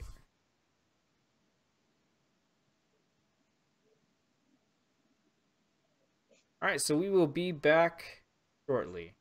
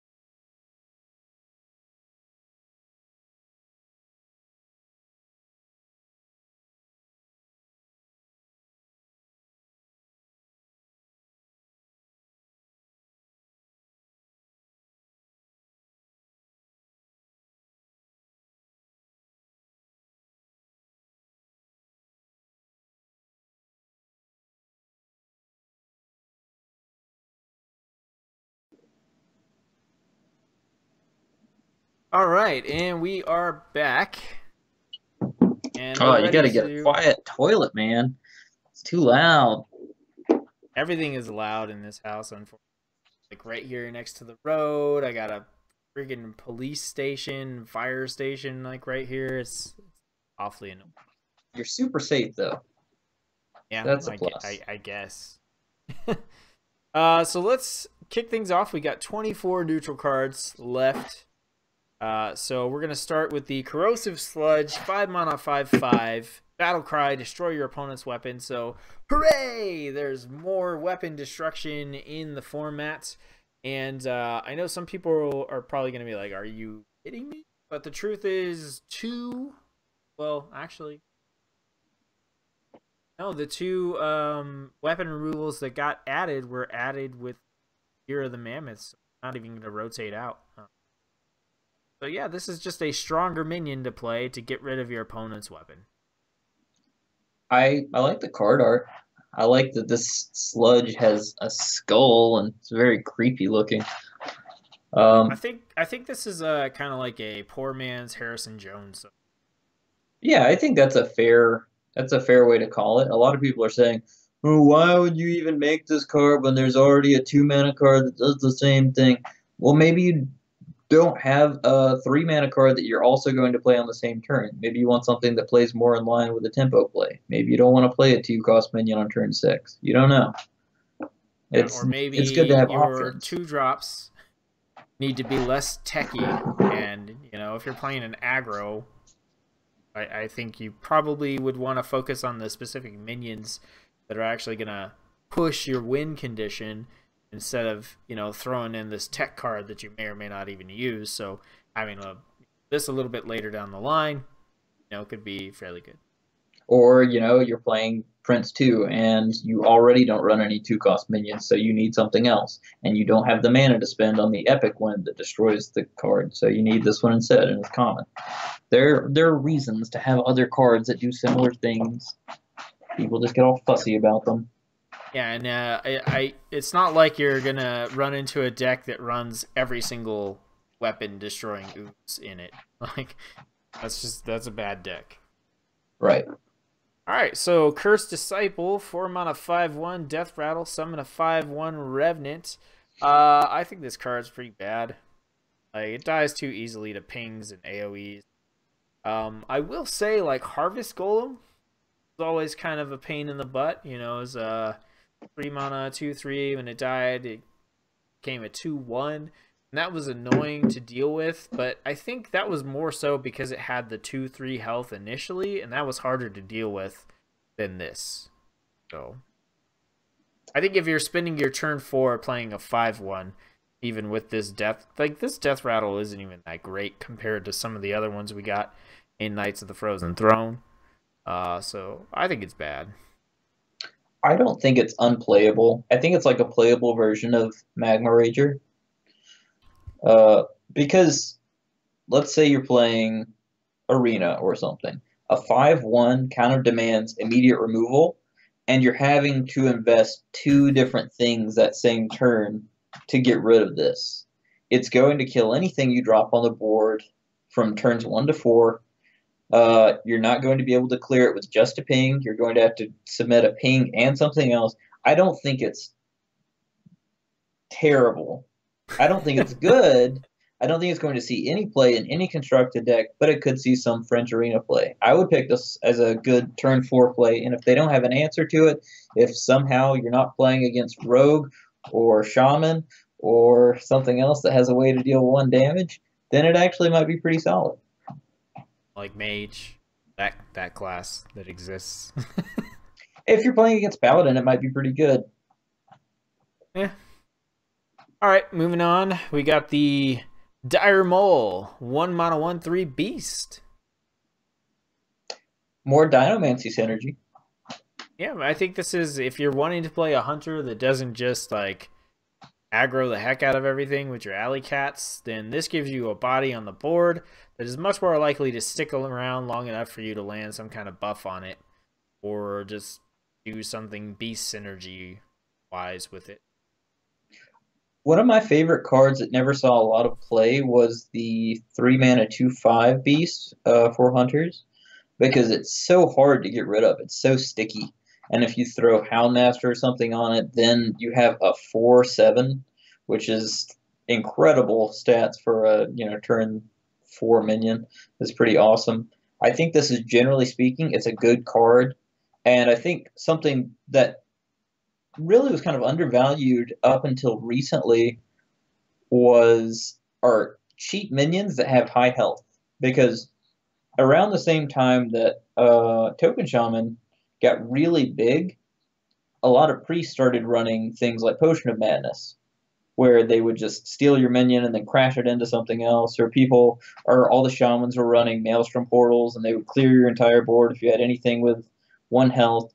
So these minions that have 1 attack and 3 health, historically they've always been incredibly powerful. Northshire Cleric, Tunnel Trog, isn't it Tunnel Trog? It's the 1/3 shaman. Yeah, I think. Malkazar's Imp, they're always really tough to get rid of early on, and they can provide really great board control. So I think this will see play in not every deck, but in a deck that doesn't have a solid 1 cost, or in an arena deck, it might be pretty good. Yeah, I think for Hunter, like, this, it's much more sticky than Alley Cat. Yeah, it'd definitely be a good target for your little guy, your little 3/2. All right, Dragon Slayer, 3 mana, 4/3, battle cry, deal 6 damage to a dragon. I know you're fairly excited about this one, so I am. I know that most people don't like cards like this. I like cards like this. I like cards like Defias Cleaner. I liked the 4/3 card that made your opponent's hero power cost 5 more the next turn. I liked the 4/3 that silenced a demon because that was really good in Warlock decks. I like these 4/3 uh, really specific or just generally strong statted tech cards because when the meta goes towards them, nobody ever plays them, but they have tons of strength when they're unexpected. And since Dragon Priest is almost certainly going to be a thing, I'm probably just going to shove this thing into every deck that I make. And then they're going to play their Draconid Operative, and I'm going to be like, oh, I have a 3-cost answer to that. Here you go. So I am actually going to play this card. I like it. And it's also just generally a really good card against Priest because it has 4 attack, and it comes down on turn 3. yeah, I think if Dragon Priest is strong, then this is going to see some play. It's a fireball, a 3 mana fireball that also gives you a 4/3. That's disgusting. Obviously, it kind of sucks against non-dragons. But yeah, I think we can safely assume that Dragon Priest is going to be a thing given Duskbreaker. Just Yes. that card. So, yeah, okay. Next up, we got the Ebon Dragon Smith. 4 mana, 3/4 dragon. Battle cry, reduce the cost of a random weapon in your hand by 2. I haven't put that much thought into this card. I don't really kind of get it. Can you give some thoughts on this? So the first thing that popped into my head was like, can this make the rogue weapon permanently 0? But I don't think it can because not an enchantment. I don't know. That's a good question. Maybe. I don't But know either. that's not a But big deal, but that aside, I mean, obviously this is a good way to get the cost of your legendary weapons down for the more expensive ones. But you know, thinking about this, a 4 mana 3/4 dragon. We're thinking Dragon Priest again, probably, which already has one of the cheapest legendary weapons that you could put out there. So, and it I don't also know. has a 5 mana 5/6 dragon, so you don't really need more dragon synergy. Right. Now, this may be a dragon that facilitates dragon decks for other classes that are just wanting to run some dragon stuff. And if that's the case, then, you know, 4 mana 3/4, that's not horrible. And getting a 2-cost discount on a weapon could be okay. Like, I'm just saying, in a world where someone's like, I really want to make Dragon Hunter. Like, okay, you got another dragon that isn't the worst thing.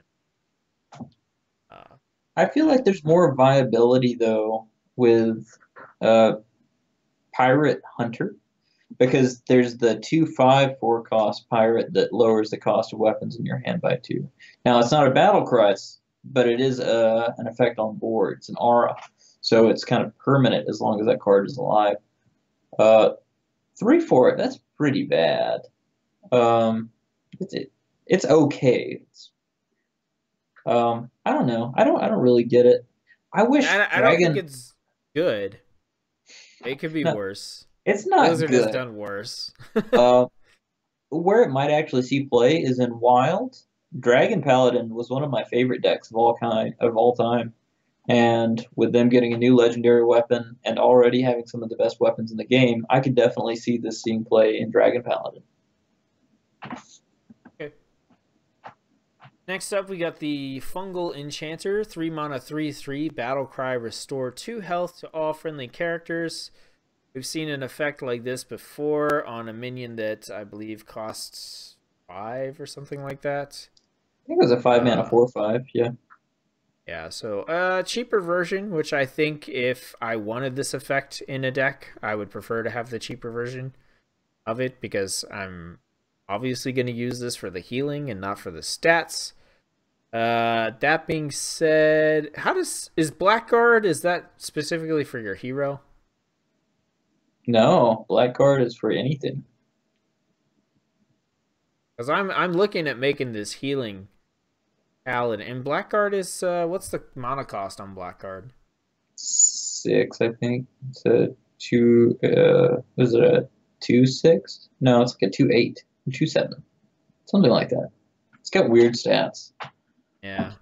Well, yeah. As I'm talking about this, I'm like, okay, so I need minions on the board. They need to be damaged. I need to drop blackguard. Then I play this. Then I get all sorts of damage, and I'm like, okay, yeah, that's super unrealistic.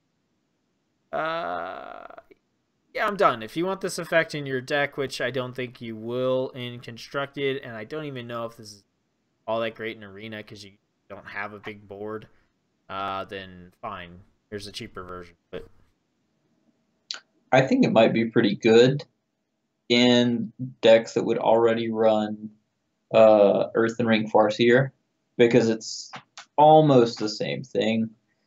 Slightly better, slightly worse, depending on how your board state is. You're normally going to use Earthen Ring Farseer for specifically the 3 health to your face, and this is slightly weaker when it comes clutch time. But if you do have a board, this is much better. right. So, Maybe in some it might taunt see some decks. play. Yeah, maybe in some taunt decks. I don't think it's bad, but I don't think it's great. All right, Fungalmancer, 5 mana 2/2 battle cry. Give adjacent minions +2/+2. I think this might be a sleeper card, just because like that's a fairly significant stat buff to put down on the board. And we've man, I use this card so much and I can't think of the My name shield anymore. for Argus. Yes. That one.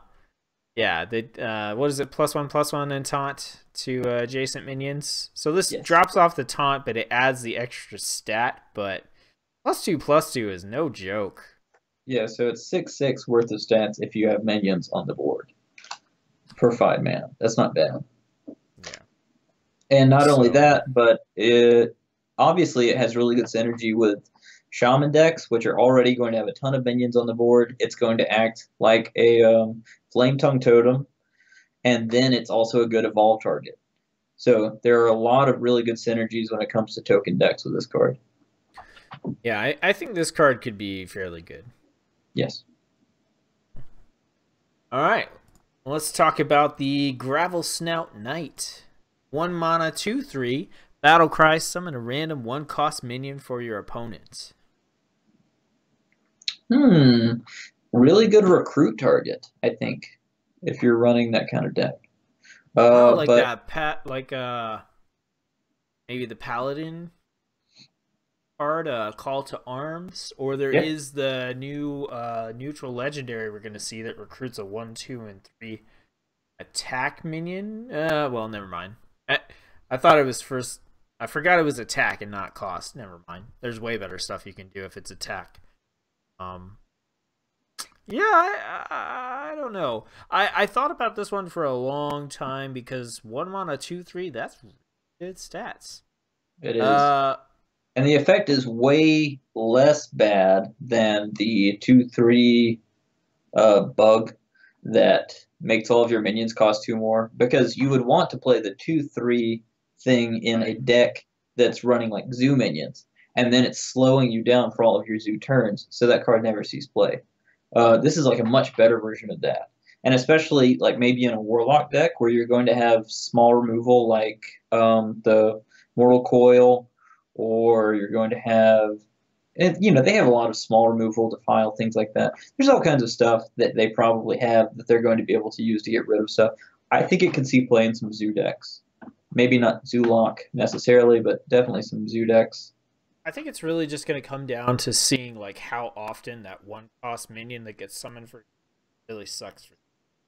If it sucks a lot of the time, then there aren't that many bad 1-cost minions to come up against, so I don't think there's like Flame Imp and Mistress of Mixtures. But aside from like Paladin on a 1/1 shield. Yeah, there are some, but almost every 1-cost is some sort of like good battle cry, like a fire elemental thing or glacial shard.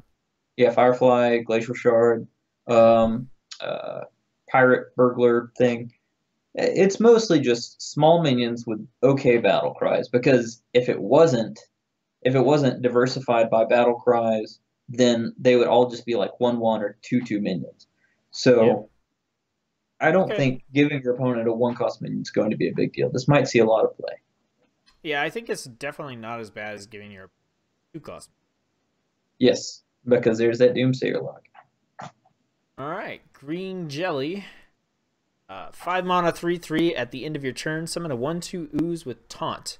I know you like this one, so I do take it like this away. one. It's a baby Hogger. It's common Hogger. It's almost exactly like Hogger. I don't, but nobody plays Hogger, so it might not see that much play. But it does have good synergy with Drakari Enchanter. Yeah, I think It I think might. 1/2s with taunt are just not good enough. Yeah, I don't think it's no. I think it'll probably be removed too easily. I think if a person has a board, you're not going to be trying to stop them with a 1/2 ooze. Yeah, I think with Nobody plays Sludge the Belcher, it was a lot different because you had a taunt that then died, and there's another taunt, and I hate you because double taunts, and I can't use a single board clear to get rid of them. But with this guy having a stat line of a 3/3, and then the 1/2 oozes, this is Duskbreaker kills it, Hellfire kills it, Dragonfire Flame Strike. Potion Yeah. basically kills it. It could be good in something like Taunt Warrior, where you're already going to have taunts up. But then if you're doing that, well, I mean, I guess it's a wild card. But what was the card? Obsidian Bolt. Destroyer was really good. I really like that card a lot. But that's Yeah, wild now.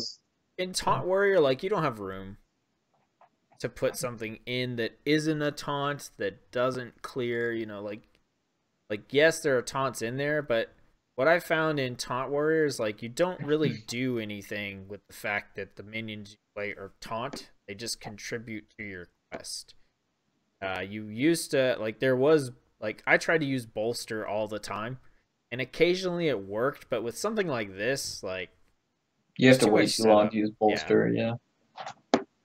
I think that it's a cool concept, but ultimately it's too. Yeah. That's probably true. Although if you think about it as like you're getting 4 or 5 worth of stats in one turn, it might be arena potential okay. Maybe. Yeah, board clears aren't as common in arena, so spawning a taunt it might be good, maybe.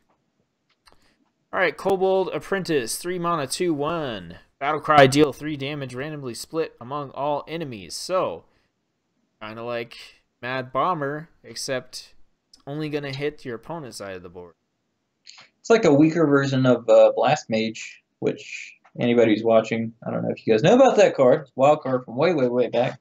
Really good though, and it's not conditional. And if you guys watched the stream, you probably saw Day 9 get blown up by this card about 8 times. It's actually a really good card when you're Yeah, playing against a token deck. Mad Bomber was solid. It saw some play. I definitely saw arena play. And so this being a 3 mana 2/1, stat line Is bad. Yeah. But that battle cry, Mad Bombers, you pick Mad Bomber. And this is Mad Bomber with no downside for you. It does cost an extra mana, but that extra mana to basically say, hey, you're not going to ever hurt your side of the board. I don't know about constructed, but I think this is a fairly solid pick in arena. Yeah, I agree. I think it's a little bit too weak to hero powers in standard and just general removal, but being able to get that tempo swing turn 3 in arena is really nice. Yeah. All right, next up we have the Kobold Monk, 4 mana 3/6 with the effect that your hero can't be targeted by spells or hero powers. Obviously a really strong effect on a body with a fairly good amount of health. My concern, well, okay, so this basically has taunt, where it has, this is a board objective. Like, you kill this thing, or that's a really strong passive ability to just have sitting on your. So I think that this is less of a 4-mana 3/6 with an ability than it is a 4-mana kill this instead of whatever else you would be doing. There's obviously situations where you're behind on the board and they don't give a crap because they're just going to hit your face with minions anyway. But man, you drop this, like, and that's the thing, you drop this the turn before, like, Quest Mage is ready to do their combo. They're just going to fireball this. I feel like in my gut, I'm like, this card's not good. It obviously has a really...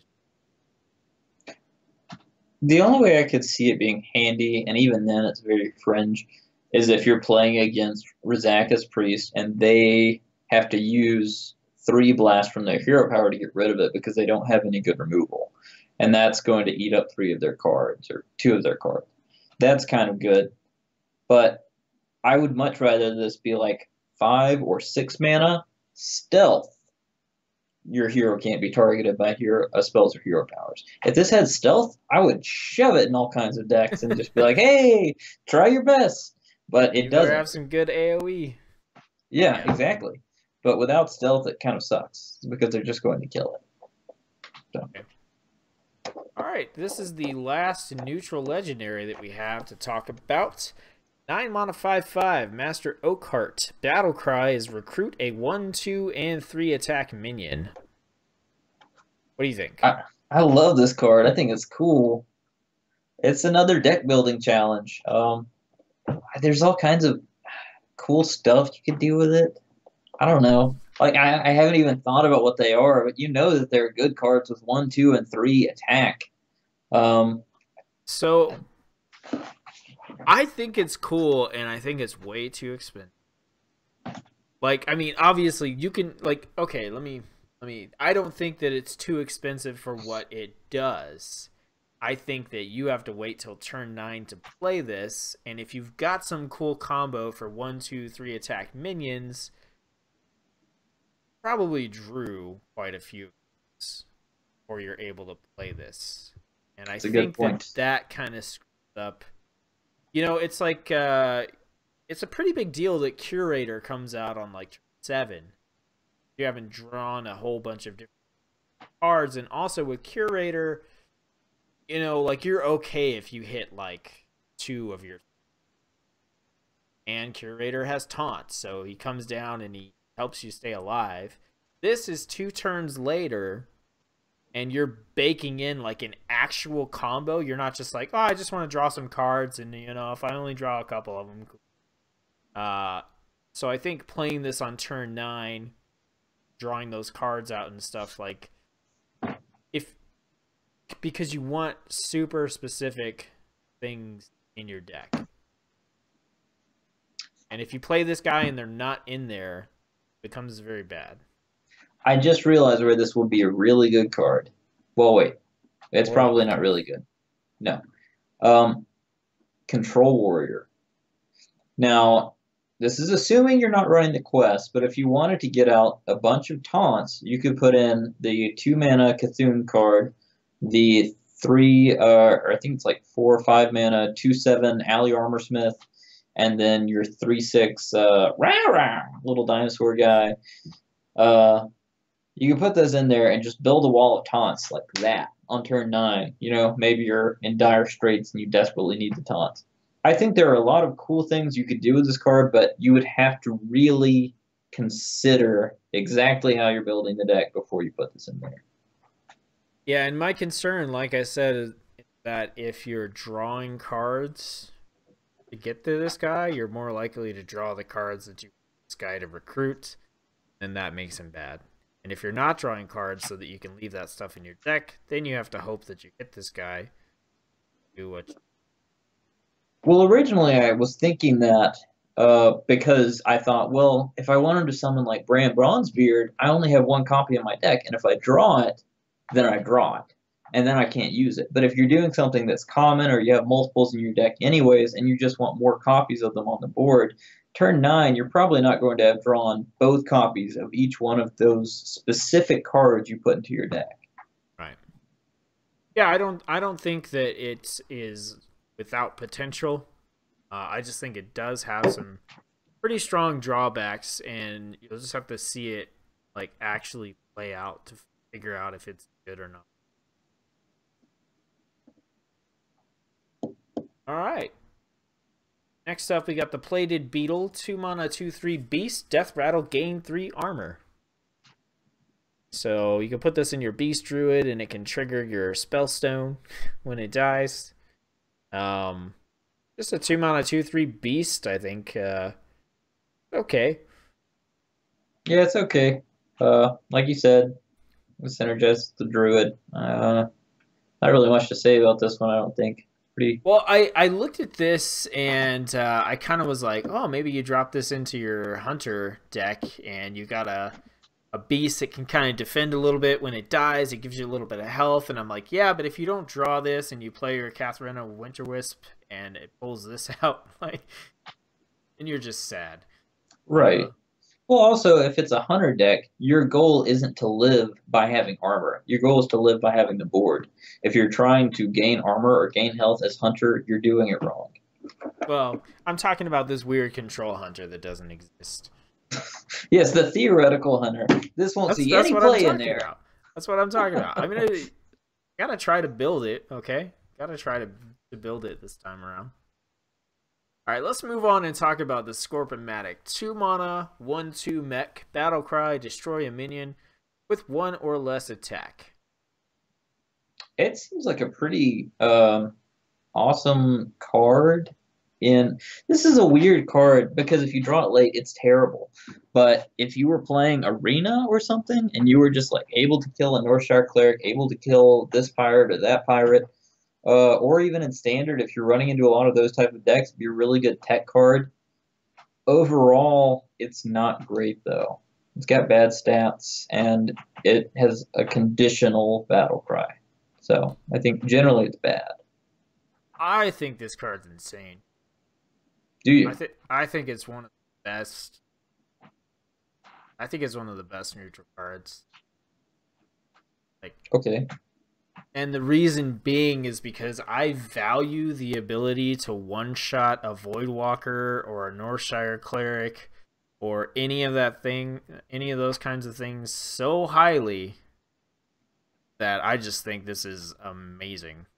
I just realized Doomsayer. Yeah, this could be a screw you quest mage. Yeah, there's like those 3, like being able to say, I have this 2-cost card that destroys your Doomsayer. It destroys your stupid Northshire Cleric, destroys your Voidwalker, and gets that taunt out of the way.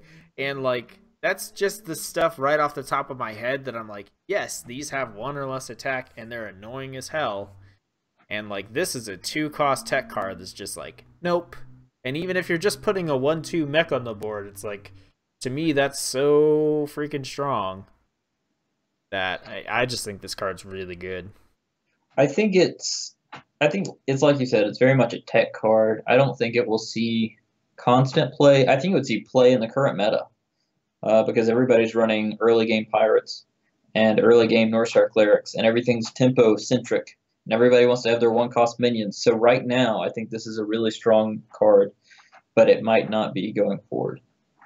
Yeah, I mean, like, if you're playing, like, Mage or something, and, you know, you've got this, and you've got your Frostbolts or something, and Northshire Cleric comes out, you can drop this guy, kill that, save your Frostbolt for a bigger minion that you want to freeze. You know, there are classes that don't have good removal, really. Like, you know, if you're playing Paladin, like, what are you doing to get rid of a Northshire Cleric? I'm using my True Silver Champion. Turn 4. Right? So here you go. Like, bam, get rid of that crap. So, yeah, there's going to be different metas where, you know, what's getting played out, the majority of what's getting played early on is... you know, not going to be a 1 attack or less type minion, but I mean, there's always going to be. Void Walkers. You know, Hunter's got Doomsayers. stupid Alley Cat. You know, Yeah. one And you got 2/1/1s. You kill one of them, you got a 1/2 on the board that lives through the next Alley Cat. Okay. it also does synergize with Paladin's Outdoor Peacekeeper. Right there. 2 card, destroy a minion.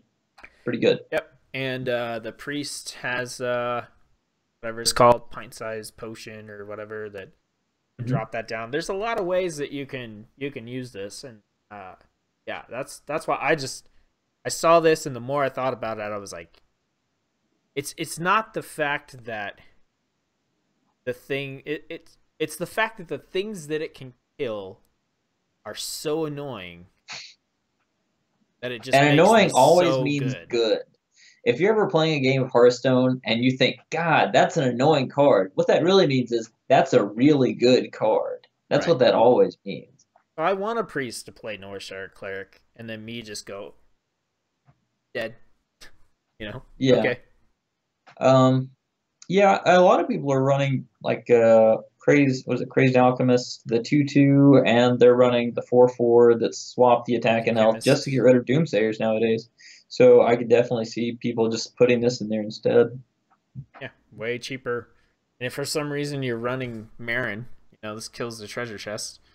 Hmm. I don't know why you're doing that, but yeah, specifically in the classes like Paladin, where they don't have a lot of cheap removal that can get rid of those early game minions. Maybe even Hunter. You know, I don't know why. Mech and Hunter. You're doing Mech Hunter and Wild.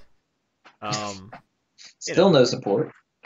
Oh, what do they have? What is it? Metal Toothed Leaper or something? yeah, something like. So yeah, I knew I was gonna harp on this card because I just think it could be totally wrong and no one will play it because they'd rather just use their frostbolts, but never. It at least has potential, if nothing else. Like Yeah. the same way where a lot of people, I play Defiance Cleaner. A lot of people don't. They think it's a bad card. Well, when Paladin was a big thing and they were running 20 different minions that had Death Rattle, Spike Ridge Steed, Tyrion Ford Ring, etc., Defiance Cleaner was the card to go to.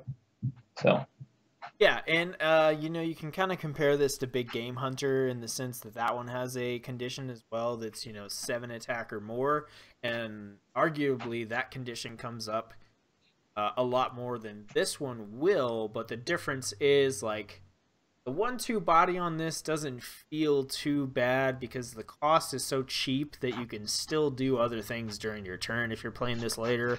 Whereas with Big Game Hunter, after the nerf, the amount of mana you're playing for the body that you get, a lot of times feels like a loss because the rest of your turn is kind of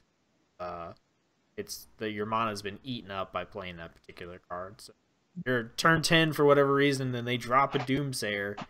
Play this out, you still got 8 mana, and that's a good amount of mana to do some decent stuff with.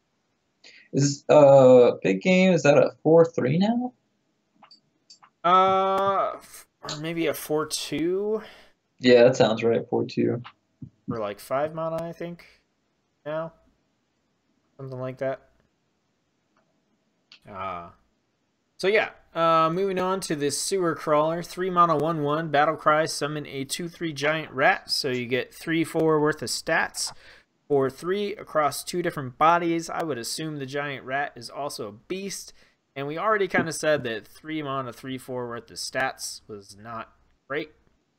It was in GVG when Spider Tank was amazing. Yeah, I mean, do you think this is like an Evolve Shaman card? Well, everybody's drawing the immediate comparison to the 2/3 that's on the 1/1 boar.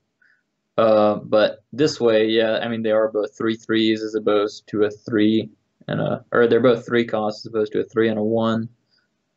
I feel like this is kind of a deck filler card. Like Yeah. it's not really. There's nothing super special about it. I Yeah, do they like that did he's something wearing the hat interesting from with like it. Metal Gear Solid, where he's got like the alligator cap on top of him with candles. That's cool. Yeah, it's you know, they could have made a 3 mana 3/4 and just called it a day, but you know, they threw in a little mechanic. Let's move along and talk about the next card, which I think we're both a lot more excited about. The Shimmering Courser, 4 mana 3/3 beast. Only you can target this with spells and hero powers, so a better version of what Fairy Dragon has. And I'll just tell you, we both like this card a lot, so you go ahead. This card, if there was one card that's single-handedly going to make Quest Paladin a thing, it's this card. I don't know how much people consider the fact that normally if you're getting rid of a minion, you're using spells and stuff. But if you drop this turn 4 and it's not immediately answered, next turn, Blessing of Kings, 7/7, you can't deal with this on turn 5. You can't. It's just, you've pretty much lost the game at that point. Turn 6, Spike Ridge Steed. You can't get rid of it at all at that point. You just lost the game even more. There's so many good things about this card. If this goes unanswered, you just win the game. It's an incredible card, and I think it's going to be really highly abused, and it's also going to make the Paladin Legendary that much more powerful. I think this is, I think this is one of the most busted, constructed play cards. Probably terrible in Arena, but in Standard, especially with Paladin, I think this is an incredibly fantastic card. Especially even with Hunter.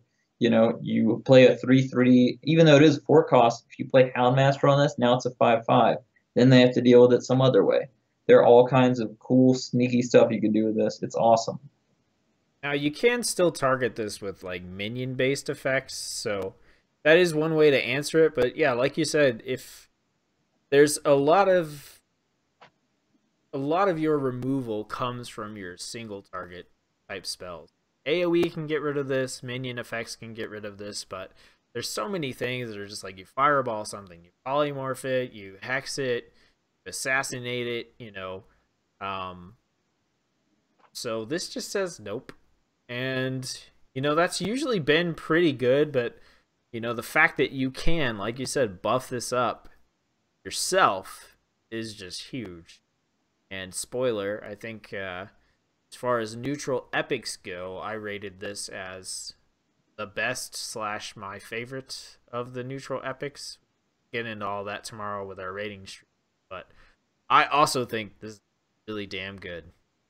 Yeah, like, I definitely so many think times it's a solid with card. Fairy Dragon, I just wished, like, oh, I wish I could buff this. I wish I could do something with it because it's so strong to just not to be untargetable, but it dies so easily to, like, AoE. If you can just throw a health buff on it, okay. Yeah. I still run Fairy Dragon a lot in my hand buff Paladin because if you get 2 +1/+1s on it, then Fairy Dragon's busted. It's so tough to get rid of. And this is pretty much the same thing, but with a better stat line, and you can play spells on it once it hits the board, which makes it even stronger. Really good card. But I think you're going to have to build a deck around this card, or a deck that this card would already fit in. I don't think you can just drop this in a deck and it'd be good. You can't just have a couple of power word shields and just be like, well, it's going to go well because I put in Shimmering Courser. Right. No, you need to have a buff deck for this to work, but if you do, this is a really good card. Yeah, this is a craft if I don't get it card for me. I can see that. Yeah, I probably will too. I don't know, it's expensive, but it's good. I got a good chunk of dust. Alright, moving on to Shrieking Shroom. 3 mana 1/2. At the end of your turn, summon a random 1-cost minion. So, I think I can probably put this one down fairly easy. Crap stats, and as we mentioned when we were talking about the Mole Rider, there aren't that many great 1/1s that get summoned. So, overall, I think this is bad. I think it's bad. It might be, wait, summon a random. I thought Yeah, it was recruit a random at No, first. If summon it's a summon, random 1-cost minion. no, if it's just summon, that's pretty bad. If it was recruit and you were playing a zoo deck, that would be awesome. You know, you get out your Mistress, you get out your Flamant for free, you get out, etc., etc., etc., but just a random, that sucks. Yep. Alright, moving on. Shroom Brewer. 4 mana 4/4, Battle Cry, restore 4 health. So just a straight up upgraded Earthen Ring Farseer. 1 more mana, 1 more health, 1 more attack, 1 more health restore. Holding Phallic Mushrooms. It's a cool looking potion, though. I think it's. I mean, it's yeah. It's just Earth It Ring is what it Farseer. is. Yeah. Yeah, it's good. It's not great. It'll see play in Arena, see play in any deck that would run Earth Ring Farseer. Anything that wants heals. Yeah. Okay. All right, next we have the Sneaky Devil, 4 mana 2/2 demon with stealth, and your other minions have +1 attack. So, a better raid leader, obviously, because of stealth. The 2/2 health is kind of garbage. Guys to like almost every AoE. So, I think bad. I think you don't want to pay 4 mana to give all your minions +1 attack with something that can be killed super easily by an AoE. Yeah, I think bad too. And nobody plays raid leader, and you would play it in almost exactly the same spot where you played raid leader. You don't even see raid leader in token druid where it makes sense to be played. So nobody's going to pay an extra mana to pay Sneaky Devil. Right, and Um, this being a demon, like oh, there's Gul'dan. It's like this isn't a strong enough effect to A, take up a board slot in a Gul'dan deck, and B, to just even like it's just +1 attack. It doesn't give it to this guy. You gotta break stealth if you want to attack with him. Like, yeah, I just all around think it's not very good. yeah, it might be handy in a sense. Ever since they printed Halfiend, I've wanted more demons just to lower the chance of me accidentally getting Halfiend off of some sort of demon card. Yeah. But even then, it's still bad. Yep. All right, Stone Skin Basilisk, 3 mana 1/1 beast, divine shield poisonous. What? I think it's solid. Probably mostly in arena because that's the same place where you always see the snail. So I could see this taking most of the same spots as a snail. Although this does take 2 hits to get rid of, which means you're probably not going to be able to kill it with a ping or something. You're going to have to trade at least 1 minion for it, and that wasn't always a problem when you were dealing with the snail. There are a ton of like 1 mana deal 2 damage spells you can just get rid of the snail with, but this it's a little bit tougher. So I think it's okay, and the fact that it's a beast means it synergizes really well with a bunch of different hunter stuff. Yeah, I think the taunt makes a big difference on the snail because your opponent doesn't have a choice. And this particular card, they could ignore you and go face if like that's what they're trying to do. So a lot of times the snail is a lot better from a defensive position, but this is obviously better from an offensive position.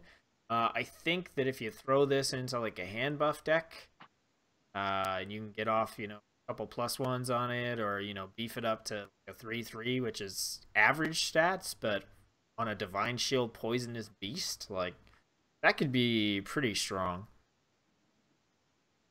Yeah, I think overall it's just pretty solid. It's got some things that I think prevent it from being absolutely amazing. Like if it had stealth, that would be disgusting. If it had taunt, that would be disgusting. But I think we already have the wasp 2/2 stealth. We've got the snail 1/2 taunt. Now we've got a 1/1 poisonous. So we kind of got the gamut depending on what you want to do. If you're running a paladin divine shield style deck and you want this guy in there, cool. Also, it does have 1 attack, so Hobgoblin deck and Wild, play this out. It's a 3/3 with Divine Shield right away. There's some interesting stuff that you can do with the 1 attack. You could pull it out with that legendary we were talking about. That might not be awful to have a Divine Shield Poisonous get pulled out and help you control the board. So, yeah, I think the Divine Shield does make it pretty significant. Obviously, each of the different types has their own advantage, but yeah, this is definitely get a trade out of it because of Divine Shield. Is Bolvar Fireblood a 1 attack minion? Yeah. There's a thing, maybe. Yeah. It's true. If you could cheat him out, that could be good. All right, we got 4 cards left. Next up is the Toothy Chest. 3 mana, 0/4. At the start of your turn, set this minion's attack 2, 4. This Garbage. dies to Scorpomatic. Dies to Scorpomatic. It takes an entire turn, and if it's a bad tempo play, it almost seems good because it will have 4/4 worth of stats, but you're still having to wait the extra turn, so it's just going to be killed. I think it's just bad. Yeah, I mean, Validated Doomsayer Is bad. Yeah, this is bad. Cool. Yeah. All right, speaking of poison and taunts, we've got a new poison taunt, the Trog Gloom Eater, 5 mana, 1/5 taunt poison. I think it would be good in Arena. There's the card they made last set that's I think a 2/5 was poisonous that I pick a lot of times in Arena. It's actually pretty solid there, but Yeah, in general, constructed play is not that good. it looks like the stats are bad, but then you just got to remember like it's poisonous, so it just has to deal any amount of damage, and whatever it touches dies. Yeah, I don't know about this one. I think I don't think Arena, it's good, but okay. Constructed, like you're gonna play something else. right. Yeah, it's not really going to see any play in constructed, but I might draft it in Arena. If you get this off on turn 5 and you're able to take out 2 things with it, that's good.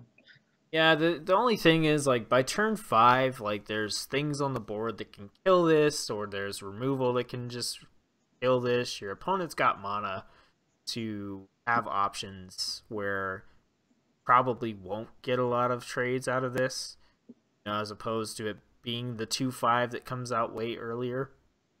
So yeah. Yeah, we'll see. All right, Violet Worm, 8 mana, 7/7 beast, death rattle, summon 7/1/1 grubs. I think this card's bad. I would pick it in Arena. Definitely a solid Arena card, but in general, no. If I was going to play this, I mean it's a beast, so my first thought is Hunter. But if I was going to play Hunter, I would play Sandworm or whatever it's called before I would play this. Yeah, I just like I don't. Yeah, the death rattle doesn't even seem like great. Yeah, I mean, but maybe I'm wrong though. I mean, that's a lot of cleanup. But the thing about it is, if you have a way to kill this, then all you need is literally any AoE, and you kill everything. So, Yeah, maybe there's some synergies, but honestly, I look at this and I go, yeah, I don't care enough to try to figure them out. when I started playing Hearthstone, I would have loved a card like this because I'm like, oh, it's 14 stats for 7 mana or 8 mana. I'm just going to put it on there. And honestly, I'd probably get a few wins out of it. Might be some good synergies, like, I don't know, something with 1/1s. But, still, not great. Yeah.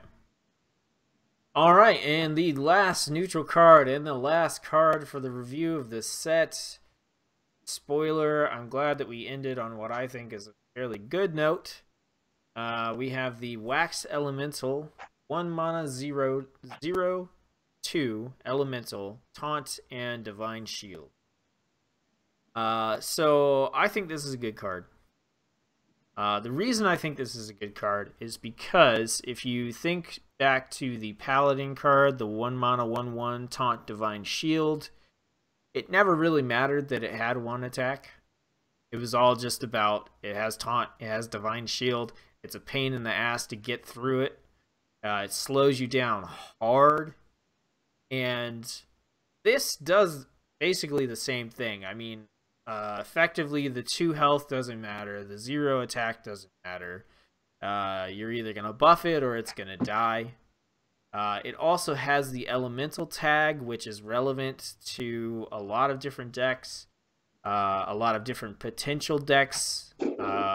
So you can, throw this in your elemental mage or shaman, or I just think this is a good defensive play on like turn 1. Just like the 1 mana 1/1 Taunt Divine Shield is. And for the reasons that was used, as the fact that it's super cheap and it's a pain to get through and you can protect something else on the board in your later turns, I think this is a pretty solid card that will probably see some play somewhere.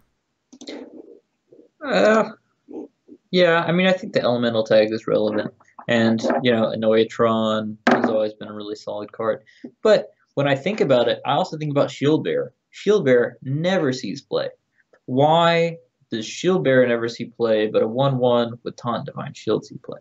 I don't know. Sometimes I think people just decide that some cards are good and some cards are bad. I think Shield Bearer is an okay card, but it doesn't see any play. Um, I think the reason, like I said, it's because you have to invest more resources into getting rid of this. into but Shield Bearer, you're going to lose Shield Bearer about the same time you're going to lose your 1/1 Taunt Divine Shield. Well, Shield Bearer is just a 1/2, right? No, it's a 0/4. Oh, 0/4. Gotcha. Well, maybe. I don't know. I think this is a good card. I guess all I'm trying to say is I think Shield Bearer is a good card, but it never saw play.